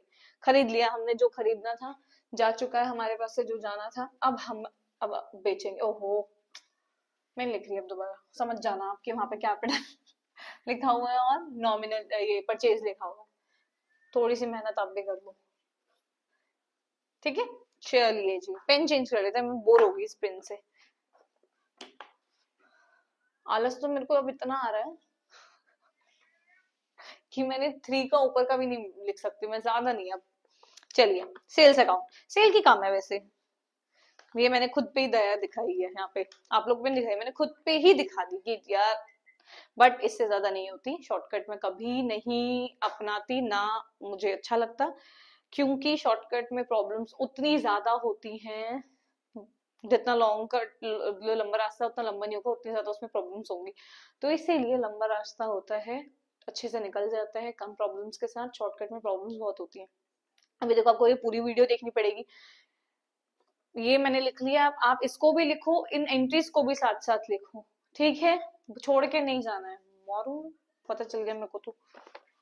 अब हम एंट्रीज करेंगे बेटा सेल की, लिख लो यार, देखो मैं कितनी अच्छी लिख देती हूँ। चलिए, अब हम एंट्रीज करेंगे अपनी सेल की, सेल भी हमारा नॉमिनल अकाउंट होता है। देखो मेनली तो आपको यही जानना है, अरे यही एंट्रीज आती हैं, इसके अलावा नहीं आ सकती। 16 पॉइंट पढ़ाऊंगी, वो भी मैंने घिसड़ घिसड़ के 16 बनाए हैं, बन भी नहीं रहे थे कि कुछ पॉइंट छूट ना जाए, इसके अलावा कभी भी कुछ भी नहीं पूछेंगे किसी के भी एग्जाम में, 11th क्लास, ओके। चलिए, सीए वाले, सोल्ड गुड्स फॉर, देखो अब बेच रहे हैं हम, बेच दो गुड्स, मतलब वो जो खरीदे थे ना, मतलब जो जल गए भुन गए, उनके बाद में हमारे पास कुछ बचा उन गुड्स को हम सेल आउट कर रहे हैं, बेच रहे हैं, ठीक है। तो अब सेल की एंट्री क्या होती है, सबसे पहले इलस्ट्रेशन सुन लो, जर्नल मतलब कुछ भी सुन लो यार, जर्नल बोल लो, जर्नल, गुड्स सोल्ड फॉर 25,000, 25,000 के हमने गुड्स बेच दी एक ही बारी में, 25,000। अब सोल्ड गुड्स फॉर 25,000, 25,000 के गुड्स सेल किए हैं, कैश अकाउंट पैसा आएगा ना भाई, कैश अकाउंट क्या होगा जल्दी बताओ, कैश अकाउंट रियल अकाउंट होता है, debit what comes in, cash account debit to sales account. हमने 25,000 के गुड्स बेचे हैं, अमाउंट लिख लो, क्योंकि मुझे उतना ही मिटाना पड़ता है जितना मैं लिखती हूँ, इसीलिए। चलिए, हमने गुड्स खरीद लिए, cash account debit to sales, sorry बेच दिए, सॉरी खरीद तो बहुत लिया था। अब हमने अकाउंट्स अपने अपने सेल कर दिए हैं, cash account debit to sale, purchase की एंट्री होती है purchase to cash, purchase to cash या कैश टू सेल, क्लियर है। अब उधार, अगर हमने कहीं उधार गुड्स खरीदे हैं तो क्या होगा, goods sold to Aman for 20,000, ठीक है, कोई अमन है उसको हमने 20,000 के गुड्स बेचे हैं। अब कैश की जगह अमन जी आ जाएंगे, वो हमारे डेटर बन जाएंगे। क्यों बन जाएंगे डेटर, क्योंकि हमें इनसे कितने पैसे लेने हैं, 20,000 रुपए लेने हैं पूरे, ठीक है, टू सेल्स। क्लियर है? उधार ये कैश सेल है, ये क्रेडिट सेल है। अमन रिटर्न गुड्स, अमन को हमारे गुड्स पसंद नहीं आए, उसने वापस कर दिए। डिफेक्ट भी हो सकता है, कुछ भी हो सकता है, उसकी मम्मी ने मना कर दिया कि नहीं लेने, अच्छे नहीं है, वापस करके आओ। शर्म आ रही थी उसको, लेकिन फिर भी वो कर गया वापस। तो अब बोला ना, जैसे परचेज में परचेज की रिवर्स एंट्री करो। अगर हमने क्रेडिट परचेज की है तो हमारी जो रिवर्स एंट्री होती है वो क्रेडिट परचेज की रिवर्स करना, कैश मत कर देना। अगर कैश परचेज थी और वही गुड्स रिटर्न करके गए तो कैश वाली परचेज को ही रिवर्स एंट्री बनाना। वैसे ही ये अमन ने वापस किए हैं हमें, तो देखो रिवर्स एंट्री कर दो बस, sales return account debit to Aman. ठीक है, और उसके बाद अमन का भी हमारी शॉप पे नहीं आएगा फिर, क्योंकि मम्मी ने भेजा था ना, उसकी बेइज्जती हो गई। क्लियर? नेक्स्ट, तीन चार, इसमें हम 3 एंट्री कर चुके हैं। चौथी entry, goods costing 80,000 sold to Mohan for 1 lakh. वाह, 80,000 की चीज हमने 1 लाख में बेच दी। ठीक है, अब ये एंट्री क्यों लिखी है? क्योंकि इसमें भी सेल आती है और इसमें हमें प्रॉफिट हो रहा है, गेन ऑन सेल, प्रॉफिट हो रहा है 20,000 का, इसीलिए ये वाली एंट्री हम पास करेंगे। चलिए बेटा, अब मैंने फोर्थ एंट्री आपको बताई कि हमने 80,000 की चीज 1 लाख में बेच दी। वाह, चलिए अब सेल की है, मोहन को बेची है। पहले बेसिक एंट्री आप क्या करोगे? बैंक ये मोहन का अकाउंट क्या कर दोगे? डेबिट कर दोगे। मोहन अकाउंट, एस अकाउंट लिख सकते हो। टू सेल, सेल कितने की? अब यहाँ पे ध्यान देखना, सिर्फ अमाउंट का एक ध्यान रखना है, जितने का गुड्स है ना उतने का ही तो बेचोगे। यार आपके पास 80,000 की चीज पड़ी थी तो आपके पास से 80,000 ही गए ना बुक्स से आपकी। ठीक है, अब आपके पास से जो स्टॉक गया वो 80,000 का गया, लेकिन मोहन ने आपको 1 लाख रुपीज दिए। ठीक है, अब जो हमने अपने सेल पे बेचा है, प्रॉफिट कमाया, डेट वो जाएगा profit to profit and loss account में। प्रॉफिट एंड लॉस अकाउंट में 20,000 रुपए हमारे, ये जो एक्स्ट्रा हमने गेन किया है, ये हमने प्रॉफिट कमाया है, दिस इज द प्रॉफिट, ये जाएगा प्रॉफिट एंड लॉस अकाउंट में। 20,000 से profit on sale of asset, ये जो हमने प्रॉफिट कमाया है। क्लियर है? ये एंट्री पूछ लेता है कि 80,000 की चीज हमने 1 लाख में बेची, इसको बच्चे को ये तो पता चल जाएगा डेट इज सेल, कि हमने सेल की है। 80,000 लिखूं 1 लाख लिखूं, वो ये सोचता रहेगा 80,000 से एंट्री आएगी 1 लाख से आएगी, 1 लाख से आएगी तो दोनों जगह 1 लाख लिखना पड़ेगा, क्योंकि debit is equal to credit. 80,000 तो यहाँ पे भी 80,000, 20,000 बेटा प्रॉफिट है जो कि प्रॉफिट एंड लॉस अकाउंट में जाएगा। क्लियर? यही एंट्रीज होती है। इसके बाद एक एंट्री होती है सेल ऑफ फिक्स एसेट। जब हम कोई फिक्स एसेट बेचते हैं, उसका तो मैंने टॉपिक ही अलग बना दिया। देखो 3 टॉपिक में आपकी परचेज सेल, परचेज से रिलेटेड सारी एंट्री, सेल से रिलेटेड सारी एंट्री और ओपनिंग ऑफ द बिजनेस से रिलेटेड सारी एंट्रीज आ चुकी हैं। Clear? Done with the 3 topic. Next और भी इजी, नॉमिनल अकाउंट जब हमने इतनी अच्छे से पढ़ ही लिया है तो अगला वाला और भी ज्यादा इजी है हमारे लिए। जो 4th पॉइंट है वो आपका है, वो है एक्सपेंसेस, सारे खर्चे पे आउट करना, सारे के सारे खर्चे पे करना। ठीक है, जितने भी खर्चे हैं, खर्चे कौन कौन से होते हैं एक ही शॉर्ट में बता देती हूँ उसको। तो आपने बिजनेस शुरू कर दिया भाई, कैपिटल लगा दी, सेल करनी शुरू कर दी, परचेज की, सेल की, अब एम्प्लॉय भी रखे होंगे, आने जाने का किराया भी लग रहा होगा, बिजली का बिल भी आ रहा होगा, टेलीफोन एक्सपेंसेस भी होंगे, इलेक्ट्रिसिटी एक्सपेंसेस भी होंगे, परचेज पे कार्ट्रिज पे की होगी, रिपेयर करा रहे होगे, कहीं तो आते ही टूट गया, नजर लग गई भैया, वो सभी खर्चे, all the expenses are the nominal account. Expenses भी लिख देते हैं। चलिए बढ़ते जा रहे हैं। देखो ये ना अल्टीमेट है, ये कर लो अच्छे से, सारी एंट्रीज कर लेना, भूल भी जाओ तब भी कर लेना। भूंदुओ, ये मेरे सर बोलते थे हमेशा, जो मेरे सर थे जिनसे मैंने पढ़ा है, वो हमें बोलते थे भोंदू बच्चे। तो थोड़ा सा मैंने बोल दिया, बुरा मत मानना। एक्सपेंसेस नॉमिनल अकाउंट का रूल लगता है, debit all expenses losses, credit all incomes and gain. ठीक है, अब एक एंट्री बता रही हूँ बस, एक एंट्री में मैंने लिखी तो है ऐसे, देखो लिख लो, सारी स्क्रीन पे आ जाएंगी। सैलरी पे की है किसी को, स्टेशनरी खरीदी है आपने, electricity paid, electricity bill paid, telephone bills paid, cartridge on goods paid, 2,500 for repair the office furniture, सभी कुछ बेटा एक्सपेंसेस है। सैलरी आप पे कर रहे हो, सैलरी हो गई, रेंट पे कर रहे हो, इलेक्ट्रिसिटी बिल पे कर रहे हो आप, सभी खर्चों को, इलेक्ट्रिसिटी अकाउंट, ये सारे अकाउंट क्या हो जाएंगे आपके, डेबिट हो जाएंगे। टू कैसे पे करोगे भाई? कैश दोगे या बैंक से दोगे, कुछ भी दोगे, दोनों ही क्या होते हैं, रियल अकाउंट होते हैं। Credit what goes out, cash हमारा बाहर जा रहा है तो टू कैश अकाउंट हमारी एंट्री हो जाएगी। हो गया, नरेशन लिख देनी है, being the salary paid, being the wages paid, being the rent paid, जो भी अमाउंट है एक्स वाई जेड। चौथा पॉइंट भी खत्म, जितने भी खर्चे हैं देखते ही पता चल जाएगा यार ये तो एक्सपेंसेस है। अब पांचवा वैसे मैंने इसमें लिखा नहीं है बट इसको मैं ए एंड बी कर देती हूँ। नाउ देखिए, अब बी पार्ट मैंने बनाया नहीं है, बी पार्ट इसमें कुछ भी, मतलब ऐसे मैंने fourth is a paid expenses, expenses पे करते हैं, बट अगर एक्सपेंसेस पे कर रहे हैं तो कहीं ना कहीं से इनकम भी तो आ रही होगी ना किसी इसी फॉर्म में, तो उसके लिए मैं यहाँ पे बना देती हूँ बी पॉइंट। अगर आप रिसीव कर रहे हैं, मान लो आप सैलरी रिसीव कर रहे हैं, वेजेस रिसीव कर रहे हैं, या फिर रेंट रिसीव किया, इंटरेस्ट रिसीव किया, डिविडेंड रिसीव किया, कुछ भी, if the income you are receiving revenue income, तो वो क्या हो जाएगा आपका कैश या bank, debit what comes in, cash account आपका डेबिट हो जाएगा टू सैलरी। वैसे अगर आप सैलरी पे कर रहे हो तो रिसीव नहीं करोगे, हमेशा आप रेंट रिसीव करोगे, आपने कोई अपनी लैंड रेंट पे दी हुई है, या फिर इंटरेस्ट रिसीव करोगे, या फिर डिविडेंड आप रिसीव करोगे। डिविडेंड क्या होता है, जब हम कोई भी इन्वेस्टमेंट करते हैं, शेयर या स्टॉक्स खरीदते हैं तो उसपे हमें डिविडेंड मिलता है, ठीक है। इन्वेस्टमेंट पे हमें लोन मिलता है, शेयर स्टॉक्स पे हमें डिविडेंड मिलता है, ठीक है। इनकम रिसीव कर रहे हैं तो cash to the name of the income, अगर एक्सपेंसेस पे कर रहे हैं expenses to the cash. This is the fourth point. Now इसके बाद 4 पॉइंट क्लियर हो गया, आधा चैप्टर तो यही क्लियर हो गया। इसके बाद बस छोटे छोटे टॉपिक्स बचे हैं। हाँ, एक बहुत मेन टॉपिक बचा है, दैट इज बेड डेट्स, उसको करते हैं। पहले ड्राइंग्स का टॉपिक है, fifth one is the drawing. मैंने देखो ऑलरेडी आपके साथ डिस्कस कर लिया ड्राइंग, किसमें डिस्कस किया, अभी आपको एक मैंने परचेजेस का एक टॉपिक बताया था। परचेजेस वाले टॉपिक में जब प्रोप्राइटर अपने पर्सनल यूज के लिए, प्रोप्राइटर अपने पर्सनल यूज के लिए क्या ले जाए, गुड्स को अपने घर ले जाए या अपना पर्सनल यूज के लिए उनको इस्तेमाल करे, तो हमारी परचेज चली जाती है, एंट्री होती है ड्राइंग्स टू परचेज। अब ड्राइंग्स कहाँ कहाँ और आ सकती है वो हमें जानना है, क्लियर। चलिए बेटा अब स्टार्ट करते हैं। मैं ये आई गेस मुझे नहीं लग रहा ये स्क्रीन में आ रहा होगा, तो मैं इसको इरेज कर रही हूँ। मैंने वैसे ओरली आपको बोल ही दिया है, आप रिटर्न डाउन कर सकते हैं। Capital, cash and bank are the real account, purchase and sales are the nominal account, expenses, all the expenses are the nominal account। so इसीलिए चलिए अब हमें पॉइंट 5 करना है, drawings. Point 5 is the drawings.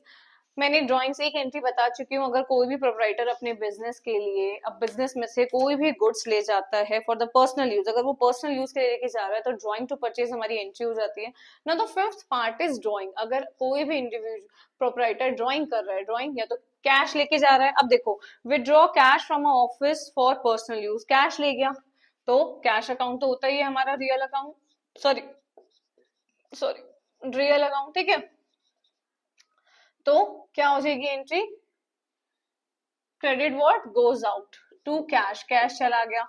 Second entry है इसी की, paid for life insurance premium, 2000 रुपए हमने अपने लाइफ इंश्योरेंस प्रीमियम के पे किए हैं, मतलब फर्म ने पे किए। ये फर्म की में लिखा है लाइफ इंश्योरेंस प्रीमियम, देखो इनडायरेक्टली ड्रॉइंग्स है, यहाँ पे डायरेक्टली ड्रॉइंग्स नहीं बोला गया। Paid for life insurance premium, life insurance premium तो किसी इंडिविजुअल की लाइफ का होगा ना, उसमें फर्म का तो कोई लेना देना नहीं है। इंश्योरेंस होता, अगर इंश्योरेंस गुड्स का होता, किसी और का होता, इंश्योरेंस प्रीमियम होता तो हमें समझ आता किसी गुड्स के लिए, किसी एसेट का इंश्योरेंस हमने कराया हुआ है। लेकिन जब लाइफ इंश्योरेंस लिखा है that is for the individual, कोई इंडिविजुअल का है वो, तो इसीलिए यहाँ पे भी प्रोप्राइटर आएगा हमारा। यहाँ पे भी जो होगा वो होगा, एंट्री होगी drawing account debit to cash, insurance premium, life insurance premium कैसे किसी फर्म का पार्ट हो सकता है, वो तो इंडिविजुअल का पार्ट है, वो प्रोप्राइटर के बिहाफ पे किया गया है, clear. Third entry, proprietor take goods worth 15,000 for personal use, personal use के लिए गुड लेगा, ये एंट्री तो मैंने कराई है आपको। क्या होती है इसकी जर्नल, क्या होगी, drawing to purchases, drawing account debit to purchases, की कहाँ पे आपके वो गुड्स लेके गया तो आपकी परचेजेस क्रेडिट होगी, क्लियर, समझ आया। दीज आर द 3 एंट्री जिसमें ड्राइंग्स आती है। इसके बाद एक और एंट्री है जिसमें ड्राइंग आ सकती है, वो मैंने एक दो स्कूल्स में देखी हुई है, 2 स्कूल के क्वेश्चन पेपर में वो देखी है। वो वाली एंट्री मैं एट द एंड कराऊंगी, किसी शॉर्ट्स में उसको डालूंगी, क्योंकि वो इस मतलब वो एक्सेप्शनल केस है, वो पूरा एक्सेप्शनल केस है, वो कंटिन्यूशन का टॉपिक नहीं है, वो बुक में भी आपको रेयरेस्ट टू रेयर ही मिलेगा, क्लियर। तो ड्रॉइंग की वर्किंग डन। अब द सिक्स्थ वन, 5 टॉपिक कर लिए। द 6th टॉपिक इज हमारा, ये दिख रहा है इतना बोर्ड आपको, 6th टॉपिक है हमारा कैपिटल।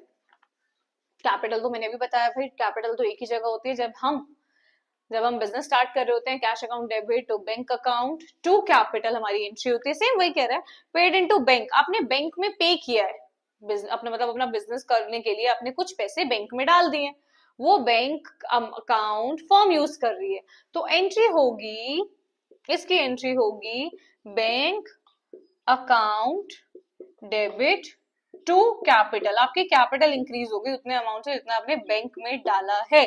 क्लियर। सेकेंड देखो, ये क्वेश्चन तो मैंने देखा है बहुत सारे पेपर में, कहीं पे भी होता, capital is a very basic, capital के सिर्फ 2 पॉइंट्स मैंने लिखे हैं, किसी बुक में नहीं है, या तो बिजनेस स्टार्ट होते ही कैपिटल आती है बस, उससे ज्यादा नहीं आती।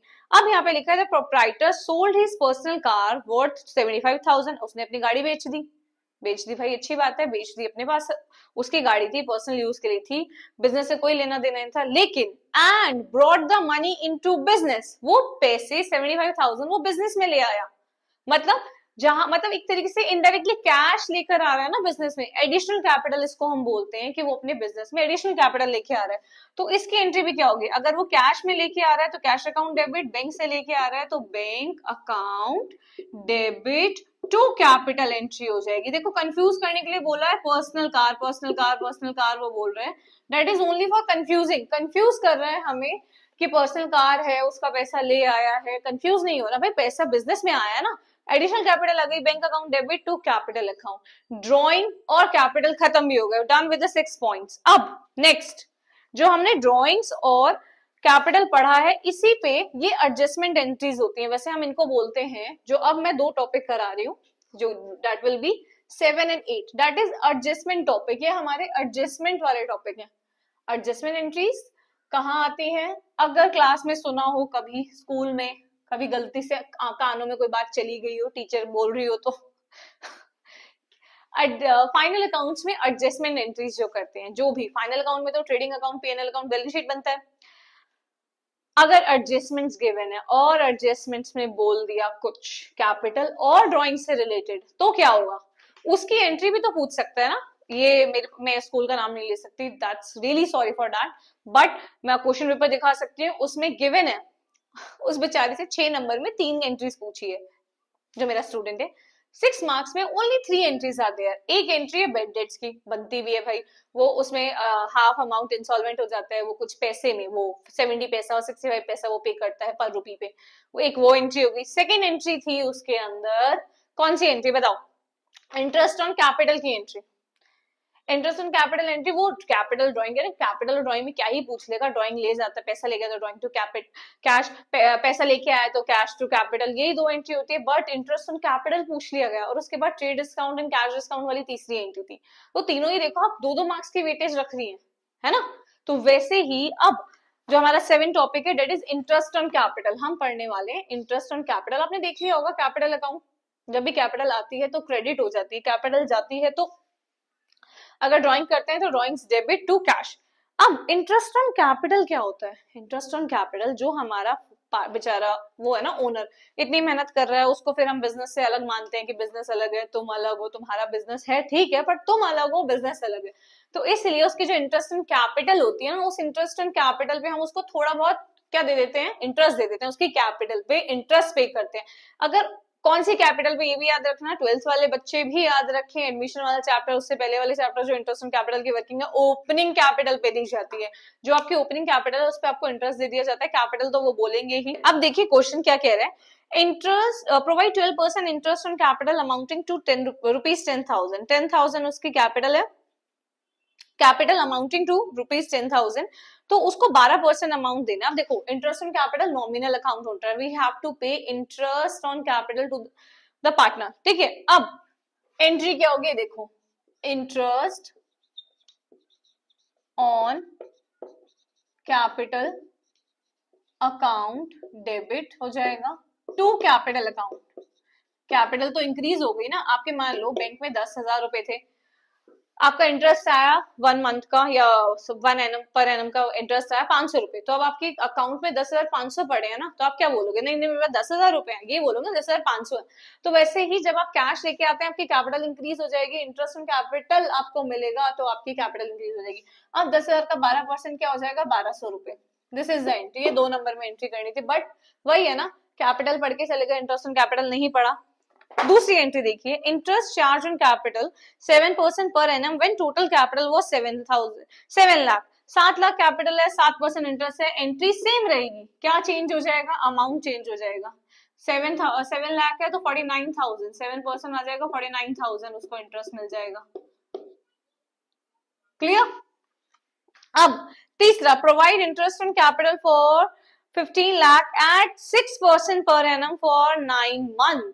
अब यहाँ पे आया, कुछ नहीं है, एंट्री सेम रहेगी, इंटरेस्ट ऑन कैपिटल, ये लिख देती हूँ मैं, interest on capital account debit to capital account, to capital account. कितनी एंट्री आएगी आपके यहाँ पे आएगी? देखो कह रहे 15 लाख पे 6%, ठीक है, 15 लाख का 6% हमें निकालना है, लेकिन only for the 9th month.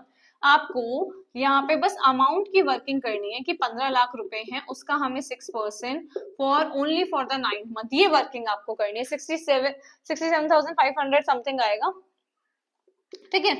देखिए अब आपको यहाँ पे बस ये वर्किंग करनी है, 15 लाख का 6% अब 9 मंथ्स के लिए, बस 67,500 समथिंग आएगी इसका अमाउंट, चेक कर लो, ठीक है। बस ये बोला है, बस वो हमें मंथ दे सकता है, मंथ में कंफ्यूज कर देगा, पर एनम में कंफ्यूज कर देगा, कैपिटल में, but the entry will be same, interest on capital account debit to capital same. अब interest on drawing, interest on drawing क्या होगा? अब अगर हम इंटरेस्ट ऑन कैपिटल पे कर रहे हैं तो interest on drawing we will charge, interest on drawing को हम चार्ज करेंगे, मतलब अब पैसे आएंगे, वो जो ड्रॉइंग कर रहा है ना, बिजनेस से पैसे निकाल के लेके जा रहा है, कह रहा है मेरा है, उसको लेके जा रहा है, भाई इंटरेस्ट भी देते जाओ, ठीक है। आपको उस पे इंटरेस्ट भी पे करना पड़ेगा। एक ही पॉइंट लिखा हुआ है इसका, charge interest on drawing 8,000। Interest on drawing की वर्किंग क्या होगी? बड़ी आसान, drawing account debit to interest on drawing, interest on drawing account क्या होगा? इंटरेस्ट ऑन ड्रॉइंग कितना पे करना है? अमाउंट भी लिखा है 8,000 8,000, तो इंटरेस्ट ऑन कैपिटल की एंट्री होती है, interest on capital account debit to capital, capital increase हो जाती है, यहाँ से पैसा जाएगा, हर फॉर्म के पास आएगा, drawing account debit to interest on drawing. Clear है? 8 पॉइंट हमारे क्लियर हो चुके हैं, this is the 8th one, ये जो हम कर रहे हैं 8 पॉइंट।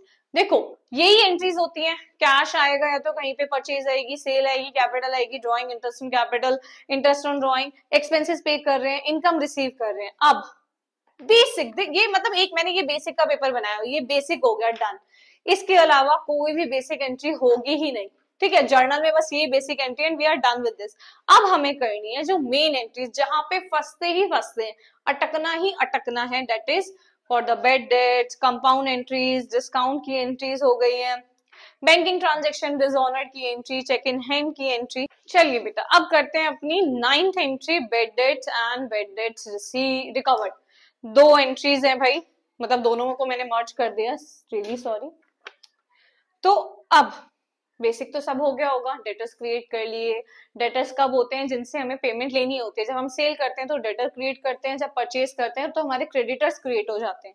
अब जिससे हमें पैसे लेने हैं, 10,000 मान लो हमें किसी से लेने थे और वो कह रहा है मेरे पास नहीं है, हाँ बोले नहीं है तो हम क्या करें? मार तो सकते नहीं, किसी को मार सकते हैं बट नहीं मारना किसी को भी, ठीक है। तो 9th एंट्री हम अपनी स्टार्ट करने जा रहे हैं। 9th entry is for the bad dates. पहली एंट्री देखो, बेड डेट्स और बेड डेट्स रिकवर्ड 2 ही टॉपिक आते हैं इसके अंदर, तो मैं दोनों ही इस 9 पॉइंट में क्लियर कर दूंगी। पहला, Ravi who owes us ₹10,000 is declared insolvent. बेचारा रवि अब हमें पैसे नहीं देगा। अब इधर देखो, जब हमने उसको सेल की होगी तो एंट्री क्या रही होगी? जल्दी से बताओ। Ravi accounts debit to sale, ये एंट्री रही होगी। अब ये जो रवि था, हमने डेटर इसको क्रिएट कर दिया था, अब ये हमें पैसे नहीं दे रहा यार, इसने बोल दिया कि मेरा दिवालिया निकल चुका है, I have no money to pay you. तो अब इसकी एंट्री क्या होगी? ये बन जाएगा हमारा bad debts. Bad debts account open होगा, bad debts account debit to Ravi. अब देखो रवि यहाँ पे क्या था? हमारा डेटर था, डेबिट और तो यहाँ पे हो गया क्रेडिट, क्या हो गया? एंट्री एडजस्ट हो गई, क्या एंट्री बची, bad debts account debit to sale. जो सेल की थी ना ये बेड डेट्स बन गई, इसके पैसे हमें रिसीव नहीं होंगे। क्लियर। तो बेड डेट्स की एंट्री क्या होती है, अगर कोई पर्सन हमारा बेड डेट्स बन जाता है तो वो मतलब वो पहले वो डेटर रहा होगा, अब उसको क्रेडिट में कर देंगे। तो bad debts account debit to the person who become insolvent, जब हमें पेमेंट नहीं कर रहा है, दैट इज रवि। अब सेकेंड एंट्री देखो, receive 12,000 of a bad debts return of last year.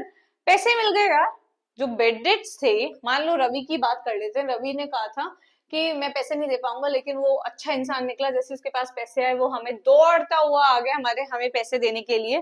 ठीक है, अब क्या एंट्री होगी, पैसे दे रहा है भाई वो हमें, बैंक या कैश कुछ भी हमारे पास आ रहा है, बैंक अकाउंट हो गया डेबिट टू बेड डेट्स। ये बेड डेट्स क्लोज कर देंगे हम, टू बेड डेट्स रिकवर्ड लिखते हैं कि ये हमारे बेड डेट्स रिकवर्ड हो गए हैं, तो बेड डेट्स रिकवर्ड अकाउंट।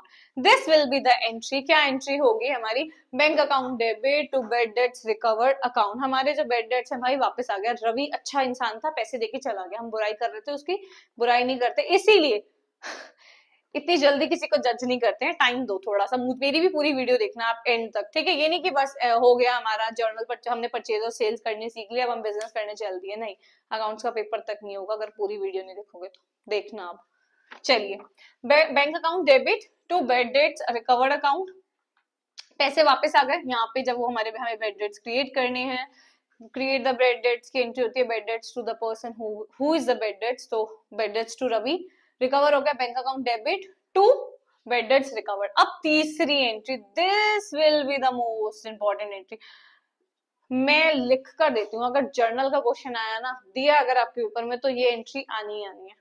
अब स्कूल वाले भी हैरान हो जाएंगे कि ऐसे क्यों बोल रहे हैं ये, बट मैं बता रही हूँ आपको। देखो क्या एंट्री है, अशोक अ डेटर फॉर 8,000 बिकम इंसॉल्वेंट, उसके पास 8,000 रुपए थे, बेचारा इंसॉल्वेंट हो गया।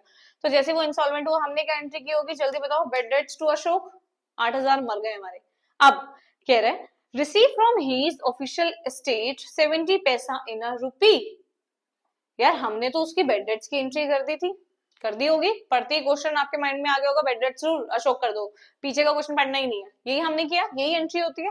अब कह रहा है यार वो जो बेचारा है ना, वो कह रहा है पूरे तो नहीं दे पाऊंगा, बट चलो 70 पैसे ले लो 1 रुपए पे। देखो यहाँ पे सिर्फ बोलते हैं 70 पैसा इन अ रूपी, इसका मतलब है 1 रुपी की जगह वो हमें 70 पैसा पे कर रहा है, मतलब 8,000 की जगह वो कुछ और उससे कम अमाउंट हमें पे कर रहा है। अब पे कर रहा है भाई, पैसा आ गया, पैसे को आते ही डेबिट कर दो, पैसा आ गया है। कहां से आ गया है, कौन है देने वाला, अशोक था यहाँ पे, तो बेचारे रवि के पीछे पड़ गए मैं हाथ धो के, टू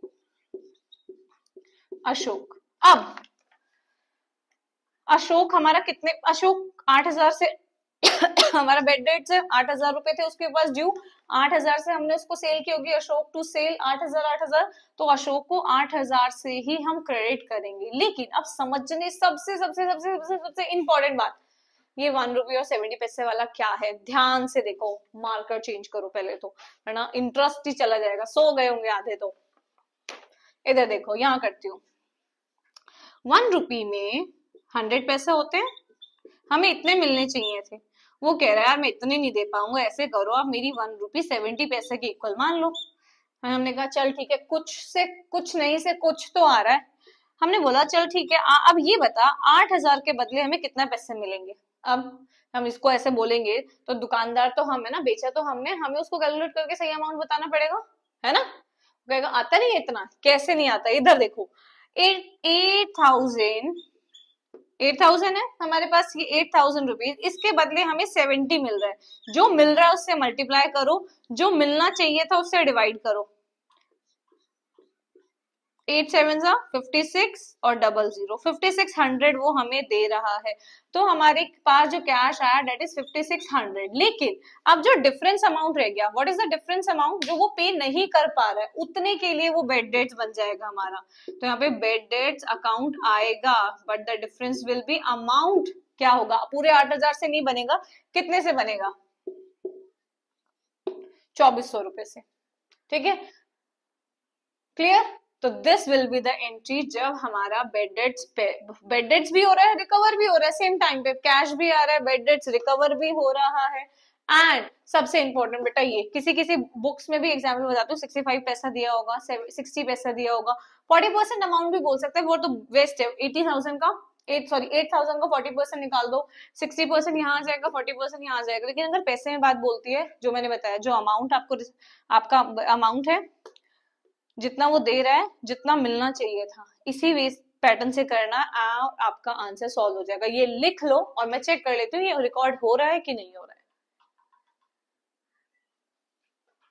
इट्स गुड।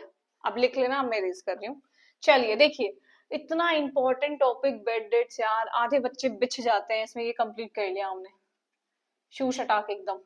अब ये समझो, अगर बेड डेट समझ आ गया ना, तो आगे तो कुछ भी एंट्री नहीं, आगे तो मैंने इजी से डाल दी। बेड डेट थोड़ा हैवी हो गया था ना, हैवी डोज हो गई थी, उसके बाद कुछ हाजमोला टाइप खा लेते हैं। कंपाउंड जर्नल एंट्रीज कुछ भी नहीं होती, कंपाउंड जर्नल एंट्री कुछ भी के नाम पे देखो अभी कितना करा दिया मैंने। क्या होती है हमारी जो जर्नल एंट्रीज होती हैं डेट आर कंपाउंड, मतलब सेम डे पे you are paying many expense. जैसे सैलरी आती है ना, आपने देखा होगा बहुत, ये तो रील्स एंड मीम्स बनते हैं इस पे, तो सैलरी आते ही कुछ बस इतना सा अमाउंट बचता है हमारे पास, वो सब चली जाती है। कहाँ कहाँ जाती है? ईएमआई पे, वेजेस पे, या किसी भी कोई भी एक्सपेंसेस, हमारा ग्रोसरी पे, रेंट पे, सब कुछ पे कर देते हैं ऑन द सेम डे। जब एक डेट पे बहुत सारे एक्सपेंसेस हो रहे हो, जैसे हमने salary on 31 March, salary, wages, electricity bill, rent हमने सब पे कर दिया, तो क्या करते हैं कंपाउंड एंट्री, मतलब बार बार लिखने से बेटर ना, salary to cash, rent to cash, electricity bill to cash, उससे बेटर एक एंट्री करते हैं compound entry, that is salary account debit electricity bill account debit to cash, मतलब एक compound entry, this is called compound. जो भी amount है इनका उसको टोटल करके यहाँ पे लिख दो, या दोनों अमाउंट ऐड होके यहाँ पे आ जाएंगे। क्लियर? जैसे कि मेरा ये तरीका है याद रखने के लिए, अमाउंट मत लिखो, ये दोनों है, यहाँ पे ऐसे कर दो, है ना? अच्छा, हमें मतलब अमाउंट भी नहीं लिखना पड़ेगा, वो जीरो जीरो की कंफ्यूजन, ए भाई इन दोनों को ऐड करके यहाँ लिखना है, खत्म बात। क्लियर है? समझ आया? This is the compound journal entry. खाली आज बोला, अब चलो अब छोले भटूरे खाते हैं। अब करते हैं डिस्काउंट वाली एंट्री। आधों को तो सब्सिडरी बुक्स याद आ चुकी होंगी। क्या होती है सब्सिडरी बुक? जल्दी बताओ तो, जब तक मैं इरेज कर रही हूँ, इतनी मेहनत कर रही हूँ मैं इसको इरेज करने में, लिखने से ज्यादा तो इरेज करने में टाइम जा रहा है। अच्छा, 9 की जगह मैंने वहां पे 10 नहीं लिखा, आप लोग लिख लेना यार, करो मिलजुल के कुछ। चलिए डिस्काउंट, अब चलते हैं डिस्काउंट की तरफ। देखो डिस्काउंट या परचेज के टाइम पे भी मिलता है और सेल के टाइम पे भी मिलता है। जब परचेज के टाइम पे डिस्काउंट मिलता है, अगर जर्नल किस्मत बहुत अच्छी हुई ना, तो जर्नल में ही पूछ लेगा वो, फिर वो आपसे परचेज बुक और सेल्स बुक नहीं पूछेगा, वो आपसे कैश बुक पूछेगा, वो भी डबल कॉलम विद डिस्काउंट। ठीक है, चलिए अब समझिए डिस्काउंट क्या होता है। देखो दो तरीके के डिस्काउंट्स होते हैं, पहला ट्रेड डिस्काउंट, दूसरा कैश डिस्काउंट। अब ट्रेड डिस्काउंट मतलब जब आप बल्क में क्वांटिटी खरीदते हैं, ऑब्वियसली बिजनेस कर रहे हो, एक दो चिरकुट तो हो नहीं कि एक दो चीजें खरीदोगे, ऑब्वियसली 100,000 लाख मतलब KGs, that will be the big amount. जब भी हम बड़ी क्वांटिटी खरीदते हैं तो हमें ट्रेड डिस्काउंट मिलता है। पहली बात, ट्रेड डिस्काउंट क्या होता है? Trade discount is on the bulk quantity when we purchase it at the time of purchase, और सेल के टाइम पे हम देते हैं, परचेज के टाइम पे हमें मिलता है। पहली बात। दूसरी बात, कहीं रिकॉर्ड नहीं करते, तो फिर क्या होता है, जो हम हमारा परचेज का अमाउंट है, मान लो हमने 10 लाख की चीज खरीदी है, ट्रेड डिस्काउंट मिल गया अगर हमें 1 लाख का, तो 9 लाख के रुपए से एंट्री आएगी। This is the effect. ठीक है, अब कैश डिस्काउंट क्या होता है? कैश डिस्काउंट जब हम कैश पेमेंट करते हैं, भाई 9 लाख रुपए आप किसी को कैश दे रहे हो, तो कहोगे ना भाई साहब कुछ कम कर लो, थोड़ा सा तो मानो, कैश दे रहा हूँ आपको 9 लाख रुपए, कौन देता है? अब ये बात भी ध्यान रखना, if you want to do the business in the future, जो मार्केट में चलता है ना वो सब क्रेडिट पे चलता है, इधर का पैसा उधर। आपने इधर पेमेंट कर दी, उनको बोल दिया कि 15 दिन रुक जाओ, इधर से पेमेंट आ गई, वो पेमेंट उधर चलेगी, मतलब दिस इज ऐसे चलता है। Credit, credit is very important. हम सोचते हैं यार कर्जा नहीं होगा, ये नहीं होगा, ईएमआई का कर्जा नहीं होना चाहिए, वो बात समझ है, लेकिन अगर if you are doing the business तो credit is very important. Obviously cash में ना आप डील कर पाओगे, ना इतना ईजी होता है, बिकॉज पेमेंट आ रही होती है, बैंक में अटक गई, कुछ हो गया, it's better to do the business in credit. तो इसलिए बता रही हूँ, देखो फ्यूचर की बात भी बता दी। अब इधर देखो, अब जो कैश डिस्काउंट होता है, जब हम कैश पेमेंट करते हैं, eight the time of paying the cash, हमें तब रिसीव होता है और उसकी एंट्री हम अपनी बुक्स में करते हैं। 9 लाख रुपए से तो आपने परचेज किया, आपका बिल 9 लाख का बचा होगा, उसको दया गई होगी, उसने आपको 50,000 रुपए वापस भेज दे दिए, 8.5 लाख के आपने पेमेंट किए, 50,000 दिखाओगे डिस्काउंट रिसीव्ड। और ऐसे ही जब आप किसी को पे करोगे that will be discount allowed. तो परचेज के टाइम पे हमें कैश डिस्काउंट मिलता है, ट्रेड डिस्काउंट मिलता है, सेल के टाइम पे हम कैश डिस्काउंट भी देते हैं और ट्रेड डिस्काउंट भी देते हैं अकॉर्डिंग टू द क्वेश्चन, जो भी वो दे रहा होगा। ठीक है, क्वेश्चन तो वैसे आधों को हार्ट अटैक देगा, बट वो नहीं होगा अगर ये वीडियो देख लोगे। आप पूरी जर्नल खत्म करनी है भाई। 11th पॉइंट में बस 5 पॉइंट और रह गए, पता नहीं कितने मिनट की बन गई। Almost it's almost 1.5 hour is crossed and I said only 1 hour. चलिए डिस्काउंट की एंट्री करते हैं। डिस्काउंट में मैंने 2 पार्ट बनाए हैं। जब हम परचेज कर रहे हैं, ये है परचेज वाला, यही इसी के साइड में करूंगी सेल वाला बी पार्ट, ताकि आपको समझ आता रहे what will be the difference. ठीक है, ठीक है जी। चलिए, brought goods from Kabir of list price 40,000। Purchase की है, परचेज की एंट्री बताओ जल्दी से। कबीर से खरीदे हैं, नाम दिया है, कैश नहीं दिया है, तो कौन सी सेल परचेज है? Credit purchase. आप पूरा क्वेश्चन सुन लो। Brought goods from Kabir of list price 40,000 less 20% trade discount. मजे आ गए, 40 ने 20% हमें ट्रेड डिस्काउंट दे दिया। ये ए पार्ट है। इस ए पार्ट की पहली एंट्री है, हमने परचेज की है। परचेज अकाउंट डेबिट हो जाएगा टू कबीर, क्योंकि हमने ये उधार ली है। अच्छा, ट्रेड डिस्काउंट कैश पे भी मिलता है और उस पे भी मिलता है। ट्रेड डिस्काउंट से बल्क क्वांटिटी पे होता है। ठीक है, ये मत सोच रहे कि कैश और क्रेडिट सेल में ही, वो क्रेडिट सेल पे ही हमें ट्रेड डिस्काउंट मिलता है, नहीं, वो सिर्फ क्वांटिटी पे होता है। कैश डिस्काउंट सिर्फ कैश पेमेंट पे मिलता है। अब purchase account debit to Kabir account 40,000 का 20% निकालना है हमें, 8,000 रुपए। तो हमारी जो परचेज हुए है वो 32,000 की है। 8,000 का डिस्काउंट दे दिया है हमें, इतना हैवी। अब देखो, goods return to Kabir, most important, most important. Goods return to Kabir of list price 4,000, 4,000 की लिस्ट प्राइस था, हमने वापस भेज दिया, डिफेक्ट था, कुछ भी था। सबसे पहले आप क्या करोगे? परचेज रिटर्न है यहाँ पे, तो एंट्री क्या हो जाएगी? कबीर। ये तो सब कर लेंगे, अगर परचेज उसमें पढ़ लिए मेरे से तो टू परचेज रिटर्न। अब यहाँ पे जो खेल है ना, वो सारा खेल है अमाउंट का। अमाउंट कह रहा है, ध्यान से देखो, 40,000 की चीज थी, ठीक है, हम उसे 32 में लेके गए हैं। तो जब हम वापस देने जा रहे हैं उसको, amount if we are going to back, उसको गुड्स बैक देने जा रहे हैं, 4,000 के गुड्स थे, तो हम क्या बोलेंगे? ला 4,000 रुपए वापस दे। 4,000 के गुड्स पकड़, ये खराब है, 4,000 रुपए वापस दे। पॉसिबल है? कोई भी, अगर आप ये देखो, आर्टिकल खरीदने जा रहे हो, उसने उसने 500 का बोला और उसने बोला, आपने उससे 300 का ले लिया। जब आप उसको रिटर्न करने जाओगे या उससे एक्सचेंज करने जाओगे या कुछ भी, तो उससे आप 300 रुपए तो वापस लोगे या 300 की चीज लोगे, उससे 500 रुपए जो उसने कॉस्ट बताई थी वो थोड़ी ना। यही सीखना है, यही गलतियां होती हैं यहाँ पे कि हम अमाउंट में अटक जाते हैं। 4,000 की, 40,000 की चीज उसने 32,000 में हमें दी है 20% डिस्काउंट। तो यहाँ पे देखो 40,000, अब इसको दो तरीके से निकालते हूँ। 4,000 की चीज है यहाँ पे, तो अमाउंट से पता चल जाएगा, आधे बच्चे तो यहीं से निकाल लेंगे, 3200 आएगा। बट देखो, 4,000 की चीज पे उसने हमें, 40,000 की चीज पे 20% ट्रेड डिस्काउंट दिया, तो 4,000 पे भी तो मिला होगा ना वही 20%। या तो 4,000 का, 4,000 का आप 80% निकाल लो डायरेक्ट, इतने वापस देगा। या 4,000 का 20% निकालो पहले, कितना होगा? 800 रुपए। 4,000 में से माइनस कर दो, वो हमें 3200 रुपए वापस करेगा। 3200 रुपए यहाँ पे भी आएगा। ठीक है, क्लियर, समझ गए? तो अब यहाँ पे जो एंट्री होगी बेटा, वो 3200 रुपए से होगी। This the entry will B from, यहाँ पे अमाउंट की गलती होती है, परचेज रिटर्न की एंट्री तो कर लोगे अब आप, but the mistake will be on the amount. Amount गलत हो जाएगा, वही ठीक करना है। ठीक है, अब C part, receive 3,000 rebate from Kabir for accepting damage goods. अब मैंने रिबेट का पॉइंट, वैसे मैंने 12th पॉइंट रिबेट का बनाया है, बट इसी क्वेश्चन में आ गया तो अच्छी बात है ना, आपका 12th पॉइंट जल्दी से हो जाएगा। देखो, रिबेट क्या होता है?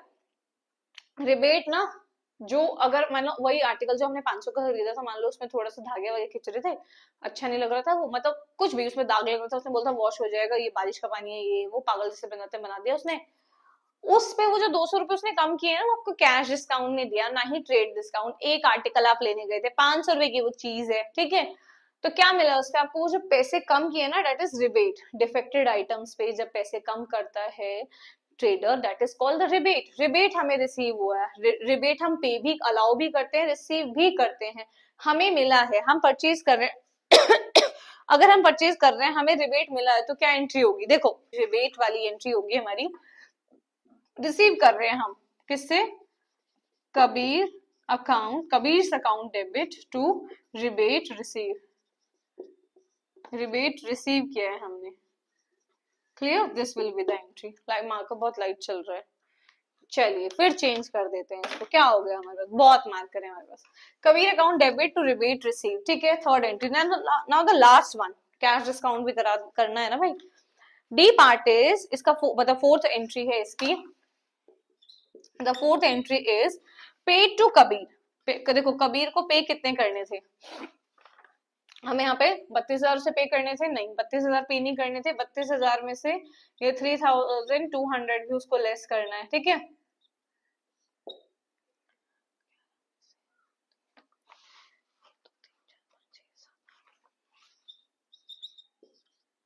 $28,800 उसको पे करने हैं, ठीक है, कितने पे करने हैं, 28,800। मैंने जो क्वेश्चन लिखा है,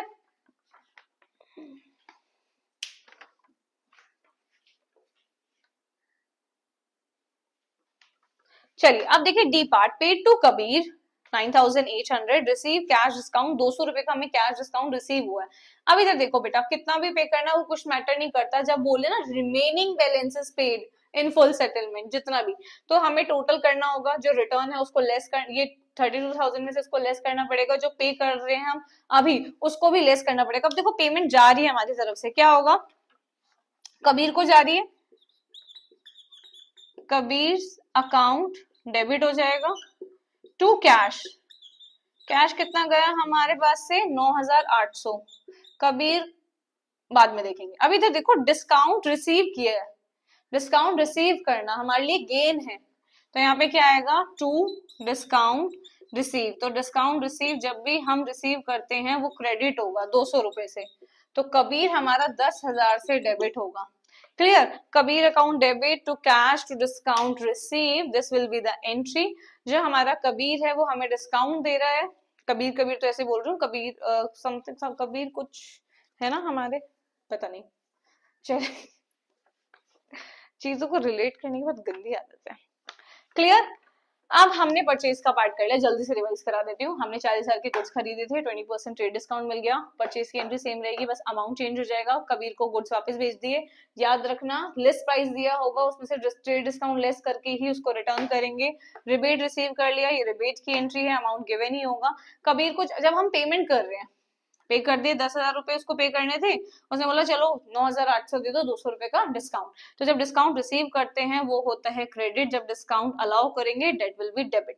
अब सेल की एंट्री की तरफ चलते हैं, sold goods to Hemant for list price 20,000 less 10% trade discount, अब बेचे हैं, सेल की एंट्री क्या होती है, हेमंत, कैश ने यहाँ पे हमें क्रेडिट ट्रांजेक्शन है, Hemant account debit to sale, ठीक है, 20,000 का 10% लेस कर दो, 2,000 रुपए, 18,000 रुपए से एंट्री आ जाएगी,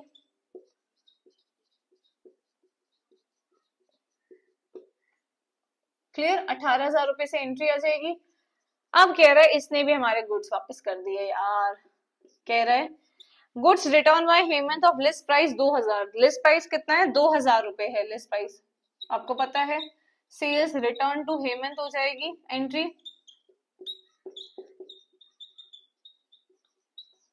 अब सेम वही बात कि भाई 2,000 के वापस कर रहा है, हमने तो 10% डिस्काउंट दिया था, 90% कॉस्ट ही तो वापस जाएगी, 90% करके निकाल लो, 1,800 रुपए के डिस्काउंट सेल्स रिटर्न है हमारी। इसके बाद तीसरी एंट्री कह रहा है receive cash from Hemant in full settlement of his account, उससे 18,000 हमें लेने थे, 18,000 नहीं लेने थे, 18,000 में से 800 लेस करके उससे हमें लेने थे, ठीक है, 18,000 का जो अमाउंट है उसमें से हमें लेस करने थे 1,800, जो बचा हुआ अमाउंट है that he is paying it, that is 15,700, वो हमें पे कर रहा है। The question is receive cash from Hemant is settlement of his account is 17,000, पैसा आ रहा है भाई, पैसे पहले आने दो, कैश अकाउंट डेबिट कितना आ रहा है 15700, हेमंत से लेने कितने थे 18,000 में से 800 लेस करो, 16,200। दिख रहा है कि नहीं दिख रहा है?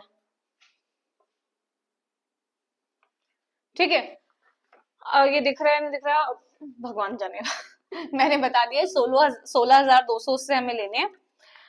16,200 उससे लेने थे, वो हमें 15,700 रुपए दे रहा है। अब देखो जो डिफरेंस है ना, दिस डिफरेंस इधर कम है, तो यहाँ पे हमने उसको डिस्काउंट अलाउ कर दिया, डिस्काउंट अलाउड अकाउंट डेबिट हो जाएगा, ये डेबिट हो जाएगा। ठीक है, अब कितना डिफरेंस आया इसमें? 500 रुपए का आ रहा है। ठीक है, 500 is the amount which we give him a discount। ठीक है, this is the cash discount. तो डिस्काउंट की एंट्री समझ आ गई, जब परचेज करते हैं तो हमें डिस्काउंट रिसीव होता है, जब हम सेल करते हैं तो हम डिस्काउंट अलाउ करते हैं, ट्रेड डिस्काउंट भी और कैश डिस्काउंट भी। रिबेट हम रिसीव भी करते हैं, पे भी करते हैं। देखो रिबेट 12 पॉइंट में समझा देती हूँ, उसके बाद नेक्स्ट पॉइंट ये आपको क्लियर है ना? Cash account debit, discount allowed debit to Hemant. Cash और हेमंत क्यों आए तो पता ही है, सेल की पहली एंट्री से, बट डिस्काउंट अलाउड डेबिट हो जाएगा क्योंकि खर्चा है। Debit all expense and losses, credit all income and gain, इसलिए यहाँ पे ये डिस्काउंट रिसीव कौन सा होता है? नॉमिनल अकाउंट होता है, इसलिए ये क्रेडिट हुआ है, this is the income and gain. और यहाँ पे डिस्काउंट अलाउड हमारा एक्सपेंस था जो कि मैंने मिटा दिया है। चलिए अब हमें रिबेट की, देखो हम कहाँ पहुंच गए? 12th पे। Only and only 4 will left. 12 तो ऐसे शुरू होती खत्म हो जाएगा, यहाँ देखना भी शू शटाक खत्म कर देती हूँ 12 को। रिबेट या तो हम पे करते हैं या रिसीव करते हैं, मैंने बता दिया। रिसीव करते हैं तो क्या एंट्री होती है? रिसीव करेंगे हम, अभी कबीर से रिसीव किया था, कबीर टू रिबेट रिसीव, ये एक तरीके से गेन होता है, नॉमिनल अकाउंट है, ये रिबेट रिसीव करने की एंट्री है। रिबेट अगर हम किसी को दे रहे हैं, सपोज करो कोई भी पर्सन है, सैम इज अ पर्सन, तो रिबेट एंट्री यही आएगी, rebate allowed account debit to Sam. Sam के पेनी नहीं चल रहा है, तो this is a 12th journal entry about the rebate. 12 topic था हमारा रिबेट के ऊपर। अब 13 and the most important one, 13 and the most important one. चलिए बेटा, अब 13 ये है हमारी बैंक एंट्रीज। बैंक कौन सा अकाउंट होता है? Real account.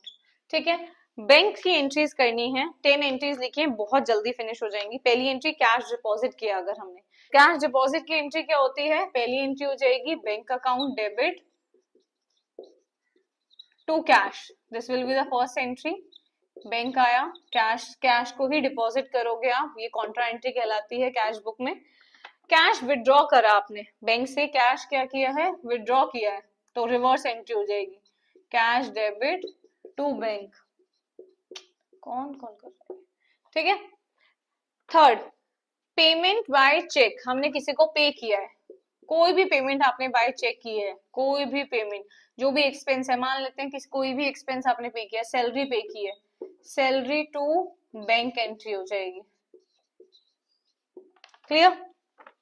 Payment by draft, जब भी ड्राफ्ट से पे करते हैं ना बेटा, ड्राफ्ट का मतलब हम बैंक के पास जाते हैं, ड्राफ्ट बनवाते हैं, और ड्राफ्ट बनवाने के बाद बैंक हमारे बिहाफ पे पेमेंट करता है, तो उसके लिए वो कुछ चार्जेस डिडक्ट करता है, बैंक चार्जेस है, उसको बैंक चार्जेस कहते हैं। तो जब भी हम किसी को पे कर रहे हैं, कोई भी इंडिविजुअल है, सपोज विकास को हम पे कर रहे हैं बाय ड्राफ्ट, तो बैंक अकाउंट, विकास अकाउंट डेबिट हो जाएगा, बैंक चार्जेस भी हमें पे करने पड़ेंगे इसके साथ साथ। मान लो उसको हम 20,000 रुपए दे रहे हैं और बैंक हमसे 200 रुपए ले रहे हैं, तो बैंक से हमारे 20,200 रुपए कट जाएंगे। ठीक है, तो Vikas account debit, bank charges account debit to bank. इसके बाद पेमेंट ऑफ एक्सपेंसेस, कोई भी एक्सपेंस पे करना है वो इसी का पार्ट है, कोई भी पेमेंट चेक से करनी है, एक्सपेंसेस पे करने हैं, वो सेम एंट्री होगी। 6 पार्ट देखो, 5th मैंने कंबाइन करा दिया, 6 part. Check receive from Rahul and deposit in the bank on the same day, बड़ी अच्छी एंट्री है। बैंक अकाउंट हो गया डेबिट, किसने करा है हमारे बैंक अकाउंट डेबिट? राहुल ने, राहुल की कृपा हुई, उसने हमें पैसे दिए। ठीक है, चेक दिया, वो डायरेक्ट बैंक में डाके डाल दिया, या वो देके गया हमें 12 बजे, हमने 1 बजे तक जाके उसको बैंक में डाल दिया, तो हमारी एंट्री होगी उस चेक की bank account debit to Rahul. अब 8th पार्ट समझ ही जाना, 8th पार्ट क्या होगा, अगर कुछ कुछ पढ़ा होगा तो 8th पार्ट ये होगा, इसमें भी 2 पार्ट है। हमने चेक रिसीव कर लिया है, आया, वो दे गया, वो बेवकूफ 5 बजे देके गया शाम को, तब तक तो बैंक बंद हो जाता है। The A part is cheque receive from Ajay and not deposited in the bank on the same day पे डिपॉजिट नहीं किया, तो एंट्री आ जाएगी बेटा cheque in hand account debit to Ajay. ये जब तक वो हमारे हाथ में है, जैसे ही हम उसको जाकर अगले दिन जाकर above cheque is deposit in the bank में डिपॉजिट कर दिया, तो एंट्री हो जाएगी बैंक अकाउंट डेबिट, ध्यान से देखना, टू चेक इन हैंड, जो चेक हमारे हाथ में था उसको हम जाकर बैंक में दे आए, चेक इन हैंड से cheque in hand cancel out हो जाएगा, जो आपकी नेट एंट्री रहेगी वो होगी बैंक अकाउंट डेबिट टू अजय's अकाउंट। क्लियर है? 8 पार्ट देखिए, डिपॉजिट चेक डिसऑनर्ड, सबसे सबसे सबसे सबसे बुरा पार्ट, डिसऑनर्ड वाली एंट्री सब भूलते हैं भाई, सब भूलते हैं। एक बारी मैं किसी से क्लास से पूछ लूंगी ना तो भी उसको भी अटक जाएंगे, बैंक की एंट्री तो अच्छा बैंक जब आता है तो ये करते हैं बैंक टू अजय, अब वही डिसऑनर्ड हो गया तो रिवर्स एंट्री होगी, कुछ इसमें दिमाग नहीं लगाना है, Ajay's account debit to bank, ये हो जाएगी एंट्री। जब रिसीव किया था तो net entry bank to Ajay थी, अजय टू बैंक हो जाएगी। क्लियर? अब interest charge by bank and interest allowed by bank, 9th and 10th part, ये इसको रिरेज कर देते हैं। 9th एंड 10th पार्ट वही सेम एक्सपेंसेस टाइप का ही है, अगर हम इंटरेस्ट चार्ज कर रहा है बैंक हमारे से, भाई हमारे अकाउंट से पैसे काट लेगा ना वो, तो इंटरेस्ट ऑन इंटरेस्ट या इंटरेस्ट जो भी इंटरेस्ट चार्ज कुछ भी, interest account debit to bank, bank से पैसे चले गए, credit word goes out. 10th अगर रिसीव कर रहे हैं बैंक अकाउंट डेबिट हो जाएगा to interest, this is the entry if we receive the interest, कोई भी पेमेंट रिसीव करने वाली entry bank account debit to interest, ये डायरेक्ट बैंक में होती है ये एंट्री, इसीलिए मैंने अलग से पॉइंट नंबर 13 बना दिया। अब 14 पॉइंट्स बहुत इजी है, बहुत इजी है, मैंने ऑलरेडी सेल और परचेज का बता दिया था आपको। नाउ द 14 पॉइंट इज बेटा, इरेज करते करते ही कर लेते, एक्सप्लेन करती हूँ। 14 पॉइंट है हमारा, इसके नेक्स्ट वाला जो पॉइंट है, अभी मैंने आपको पढ़ाया सेल और परचेज, अभी हमने जो सेल और परचेज की थी वो सेल और परचेज क्या थी, हमने गुड्स की सेल और परचेज की थी मेनली, जो परचेज में तो हमने फिर भी फर्नीचर देख लिया था, सेल हमने सिर्फ और सिर्फ गुड्स की थी।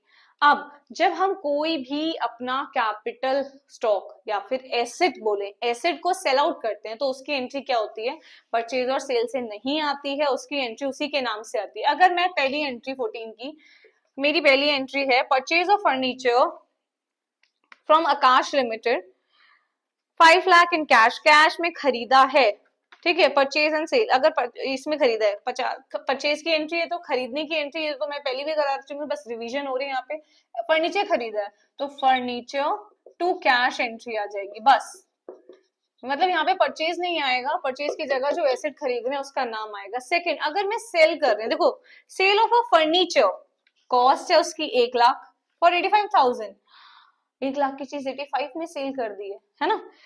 अभी डेप्रिसिएशन भी है इसमें, आपको पता है डेप्रिसिएशन भी लेस करना होता है, डेप्रिसिएशन का टॉपिक भी है, depreciation is a part of adjustment entries, वो हमारा 15 पार्ट है, इसी के नेक्स्ट हमें एडजस्टमेंट एंट्री सीखनी है। बट इसमें बेटा गेन, अगर आपको जर्नल में बोलेगा ना, जर्नल का मतलब है अगर वो जर्नल में आपसे पूछ रहा है तो वो डेप्रिसिएशन वाला पार्ट नहीं पूछ रहा है, तो उतना ही दिमाग लगाना है, ये मत बोलना कि इसमें तो डेप्रिसिएशन भी चार्ज होगा, वो तो किया नहीं, कॉस्ट तो और कम आएगी, हमें तो गेन ही हो रहा है, एक तरीके से फालतू दिमाग नहीं लगाना। जितना जर्नल, देखो जर्नल क्या है ना, आपका स्टार्टिंग है, बेसिक स्टार्ट हो रहा है, जर्नल के बाद लेजर आएगा, फिर सब्सिडरी बुक्स आएंगी, फिर बीआरएस, फिर रेक्टिफिकेशन, फिर फाइनल अकाउंट्स, फिर आता है, तो इसीलिए दिस इज द बेसिक। अगर आप बेच रहे हो अपना फिक्स एसेट, कोई भी बेचा है, ठीक है, तो उसकी एंट्री क्या होती है, कैश आएगा आपके पास जितने का आपने बेचा, 85,000 का कैश अकाउंट डेबिट 85,000 से टू फर्नीचर, फर्नीचर गया आपका 1 लाख का, तो 1 लाख ही। अब ये जो 15,000 डिफरेंस आ रहा है, ये क्या आ रहा है बेटा, यहाँ पे आपको लॉस हो रहा है, लॉस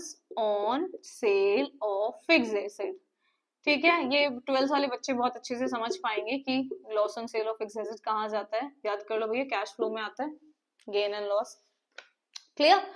अब आपको इतना ही करना है, प्लीज इतना ही करना, 11th वाले फालतू दिमाग मत लगाना कि डेप्रिसिएशन भी तो चार्ज करता है, मशीनरी है, वैल्यू गिरती है, ये वो वगैरह वगैरह, मुझे सब पता है, आपको भी इवन दो पता है, बट जर्नल के लिए सिर्फ हमें इतना करना है। और जब गुड्स बेचते हैं तो पीएनएल में जाता है, वो भी मैंने आपको बताया, ठीक है, ट्रेडिंग ऑन पीएनएल में जाता है। समझ आया? This is the 14 part when we sell और परचेज ऑफ फिक्स्ड एसेट। अलग से टॉपिक मैंने बता दिया। कभी कभी ना परचेज और सेल की एंट्री जब आपसे जर्नल पूछता है, परचेज और सेल ऑफ गुड्स नहीं पूछ लेता, हमेशा फिक्स्ड एसेट ही पूछ लेता है। They will ask the fixed asset, तो इसीलिए मैंने बता दिया है, ठीक है। फिक्स्ड एसेट की एंट्री उसके नाम से ही होती है। नाउ द 15 पार्ट, 15 एंड इसके बाद नेक्स्ट लास्ट वन। देखो 15 क्या है? एडजस्टमेंट एंट्रीज है। कौन सी एंट्रीज है? एडजस्टमेंट। ये तो ये समझ लो, अगर यहाँ तक आप पहुंच गए ना मेरे साथ वीडियो में, तो अब आप सीधा जा रहे हो अपने फाइनल अकाउंट्स की तरफ, ठीक है। पूरी रिवीजन हो जाएगी फाइनल अकाउंट्स की। पहला टॉपिक क्लोजिंग स्टॉक। कहाँ जाता है क्लोजिंग स्टॉक? जल्दी बता दो। ओपनिंग और क्लोजिंग स्टॉक ट्रेडिंग में जाता है। कहाँ जाता है क्लोजिंग स्टॉक? क्रेडिट साइड जाता है।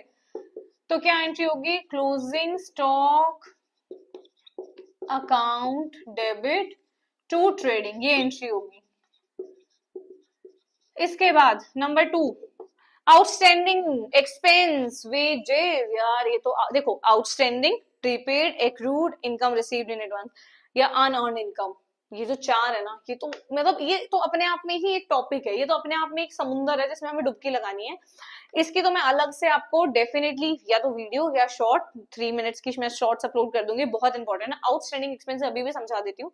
आउटस्टैंडिंग एक्सपेंसेस वो होते हैं, जैसे मान लो आपको किसी को सैलरी पे करनी है, ठीक है, 1 तारीख को पे करनी है, 10 तारीख हो गई है, तो 10 दिन का टाइम पीरियड है ना, ये आउटस्टैंडिंग चल रहा है, ठीक है, इसको कहते हैं आउटस्टैंडिंग एक्सपेंसेस।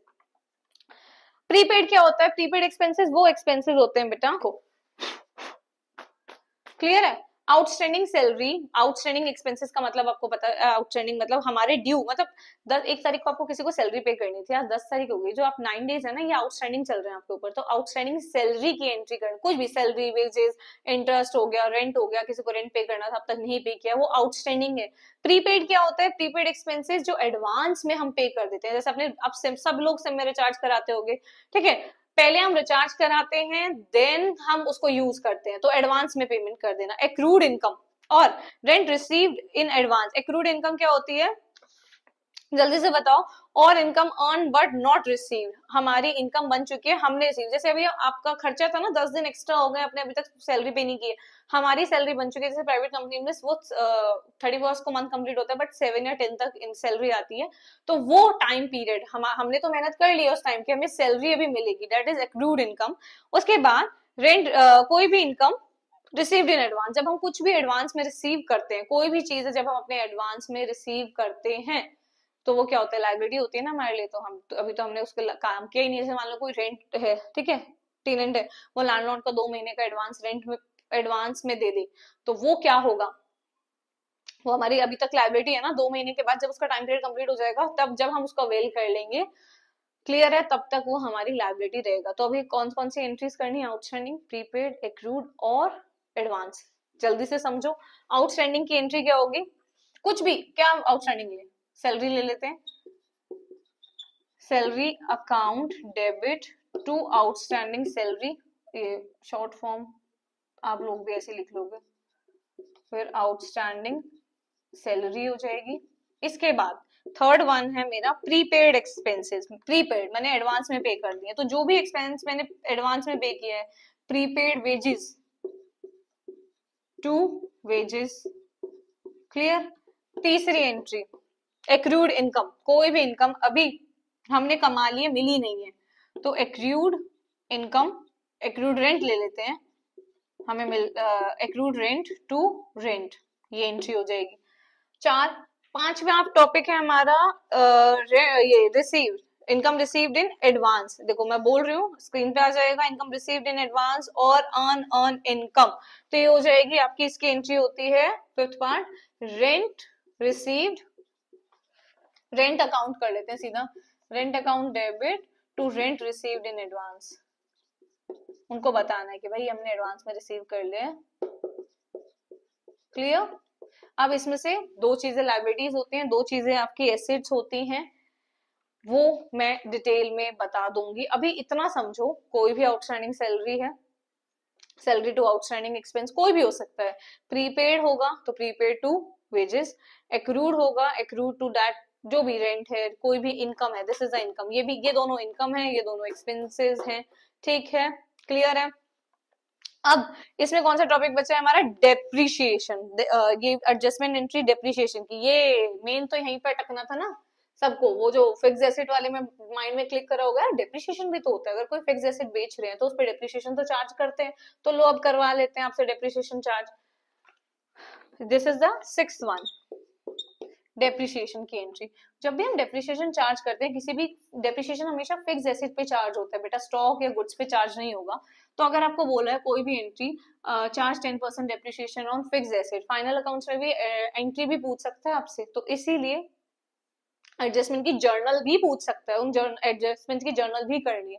तो क्या एंट्री होगी, डेप्रिशिएशन, शॉर्ट में लिख रही हूँ, account debit to fix asset, वो फिक्स एसेट जिस पे डेप्रिसिएशन चार्ज हो रहा है, और अमाउंट कितना आएगा, अगर मान लो 10 लाख की कोई मशीनरी है, उस पे 10% डेप्रिसिएशन चार्ज हो रहा है, तो अमाउंट निकालना पड़ेगा 10,000 रुपए और डेप्रिसिएशन, वो हम यहाँ पे लिखेंगे 10,000 will be the amount, clear. इसके बाद एडजस्टमेंट एंट्रीज में आपके पास interest on capital, interest on drawing, जो कि हम बहुत अच्छे से कर लिए, तो अब दोबारा करने की जरूरत नहीं है। We are done with the 15 point, last but not the least, and we are almost done यार, वेरी गुड, हम 16 तक पहुंच गए और कोई एंट्री नहीं छोड़ी भाई, हमने कोई एंट्री नहीं छोड़ी। हाँ, आपने छोड़ दिया बीच में, स्किप कर दिया हो तो स्किप टू द नेक्स्ट कर दिया हो तो फिर मैं कह नहीं सकती, बट हमने कवर कर लिया। अब एक लास्ट एंट्री, मतलब ऐसा कभी कभी मुझे ऐसा लगता है, ये मैं ये सारी 15 तक एंट्री पढ़ा दी मैंने, सब पढ़ाया बढ़िया तरीके से, और अभी तो चलो हम अब we are not in personal, तो हम रिकॉर्ड कर रहे हैं और ये अपलोड करूंगी। जब पर्सनल होते हैं तो 10 डाउट्स और निकलते हैं, उनके सामने वाले के व्यू पॉइंट्स हमें पता चलते हैं, डाउट्स पता चलते हैं, वो उसके एक्सप्रेशन से पता चल जाएगा फिर कितना समझ आया कितना नहीं आया। अब 15 एंट्री हमने करा दी बहुत बढ़िया तरीके से कि हो जाएगा, प्रैक्टिकल क्वेश्चन कर लो, पीछे की एक्सरसाइज करनी शुरू करो, ये वो।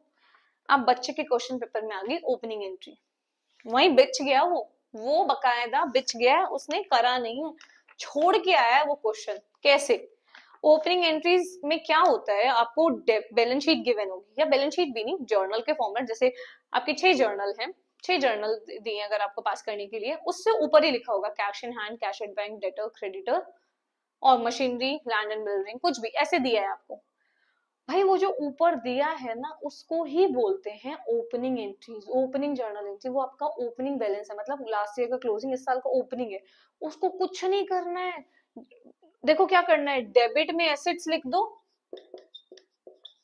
एसेट्स हो जाएंगे डेबिट, और आपकी लाइबिलिटीज साइड जितनी भी होती है वो हो जाएंगी क्रेडिट साइड आ जाएंगी। जैसे कि देखो, क्रेडिटर्स गिवन है, कैपिटल है हमारे पास, cash in hand, cash at bank, debtors, machine, ये closing stock and machinery, creditor and capital, ये 2 अमाउंट यहाँ पे आ जाएंगे। मतलब कैसे एंट्री होगी, sorry, cash in hand debit, cash at bank debit, debtor debit, closing stock debit, machinery debit.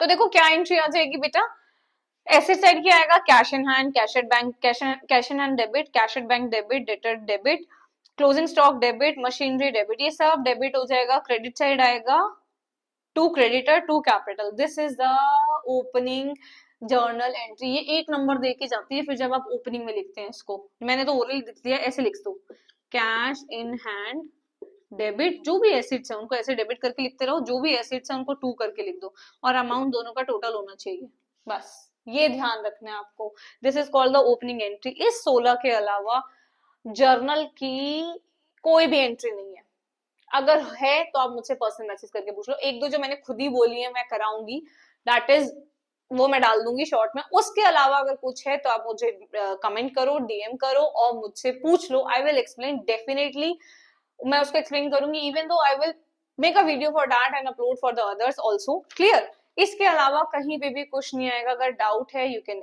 Again I am saying, आप मुझे मैसेज करो या फिर कमेंट कर दो, मैं उसको देखकर नेक्स्ट वीडियो उसी पे बना दूंगी। जर्नल की इससे ज्यादा, इन 16 एंट्री से ज्यादा कोई एंट्री नहीं होती है, आप मेरे साथ साथ एंट्रीज लिखो, क्वेश्चन लिखो, एंट्री लिखो, क्वेश्चन लिखो, एंट्री लिखो, थोड़ा टाइम दो यार। अगर ये 1 घंटे की वीडियो है तो ऑब्वियस इसको 30 मिनट्स में 20 मिनट्स में मत देखो इसको, जब आप पहली बार देख रहे हो ना, इसको 1.5 घंटा दो, 1 घंटे की अगर होगी है तो 1.5 घंटा दो इसको, क्लियर। क्योंकि बेटा अभी अब फर्स्ट टाइम जब आप बैठ रहे हो ना उसको पढ़ने, तो अच्छे से दे लो, उसके बाद तो 5 मिनट 10 मिनट 15 मिनट में आपकी रिवीजन ऐसी चलती रहेगी। आधे घंटे में कर ली एक दिन, आधे घंटे में रिवाइज कर ली एक दिन, फिर एट द एंड जाते जाते 3 या 4 मिनट में आप सब सारी जर्नल से रिवीजन कर लोगे। जर्नल में इससे ज्यादा कभी कुछ नहीं पूछता है। आई होप समझ आया होगा आपको। Like share and subscribe the channel.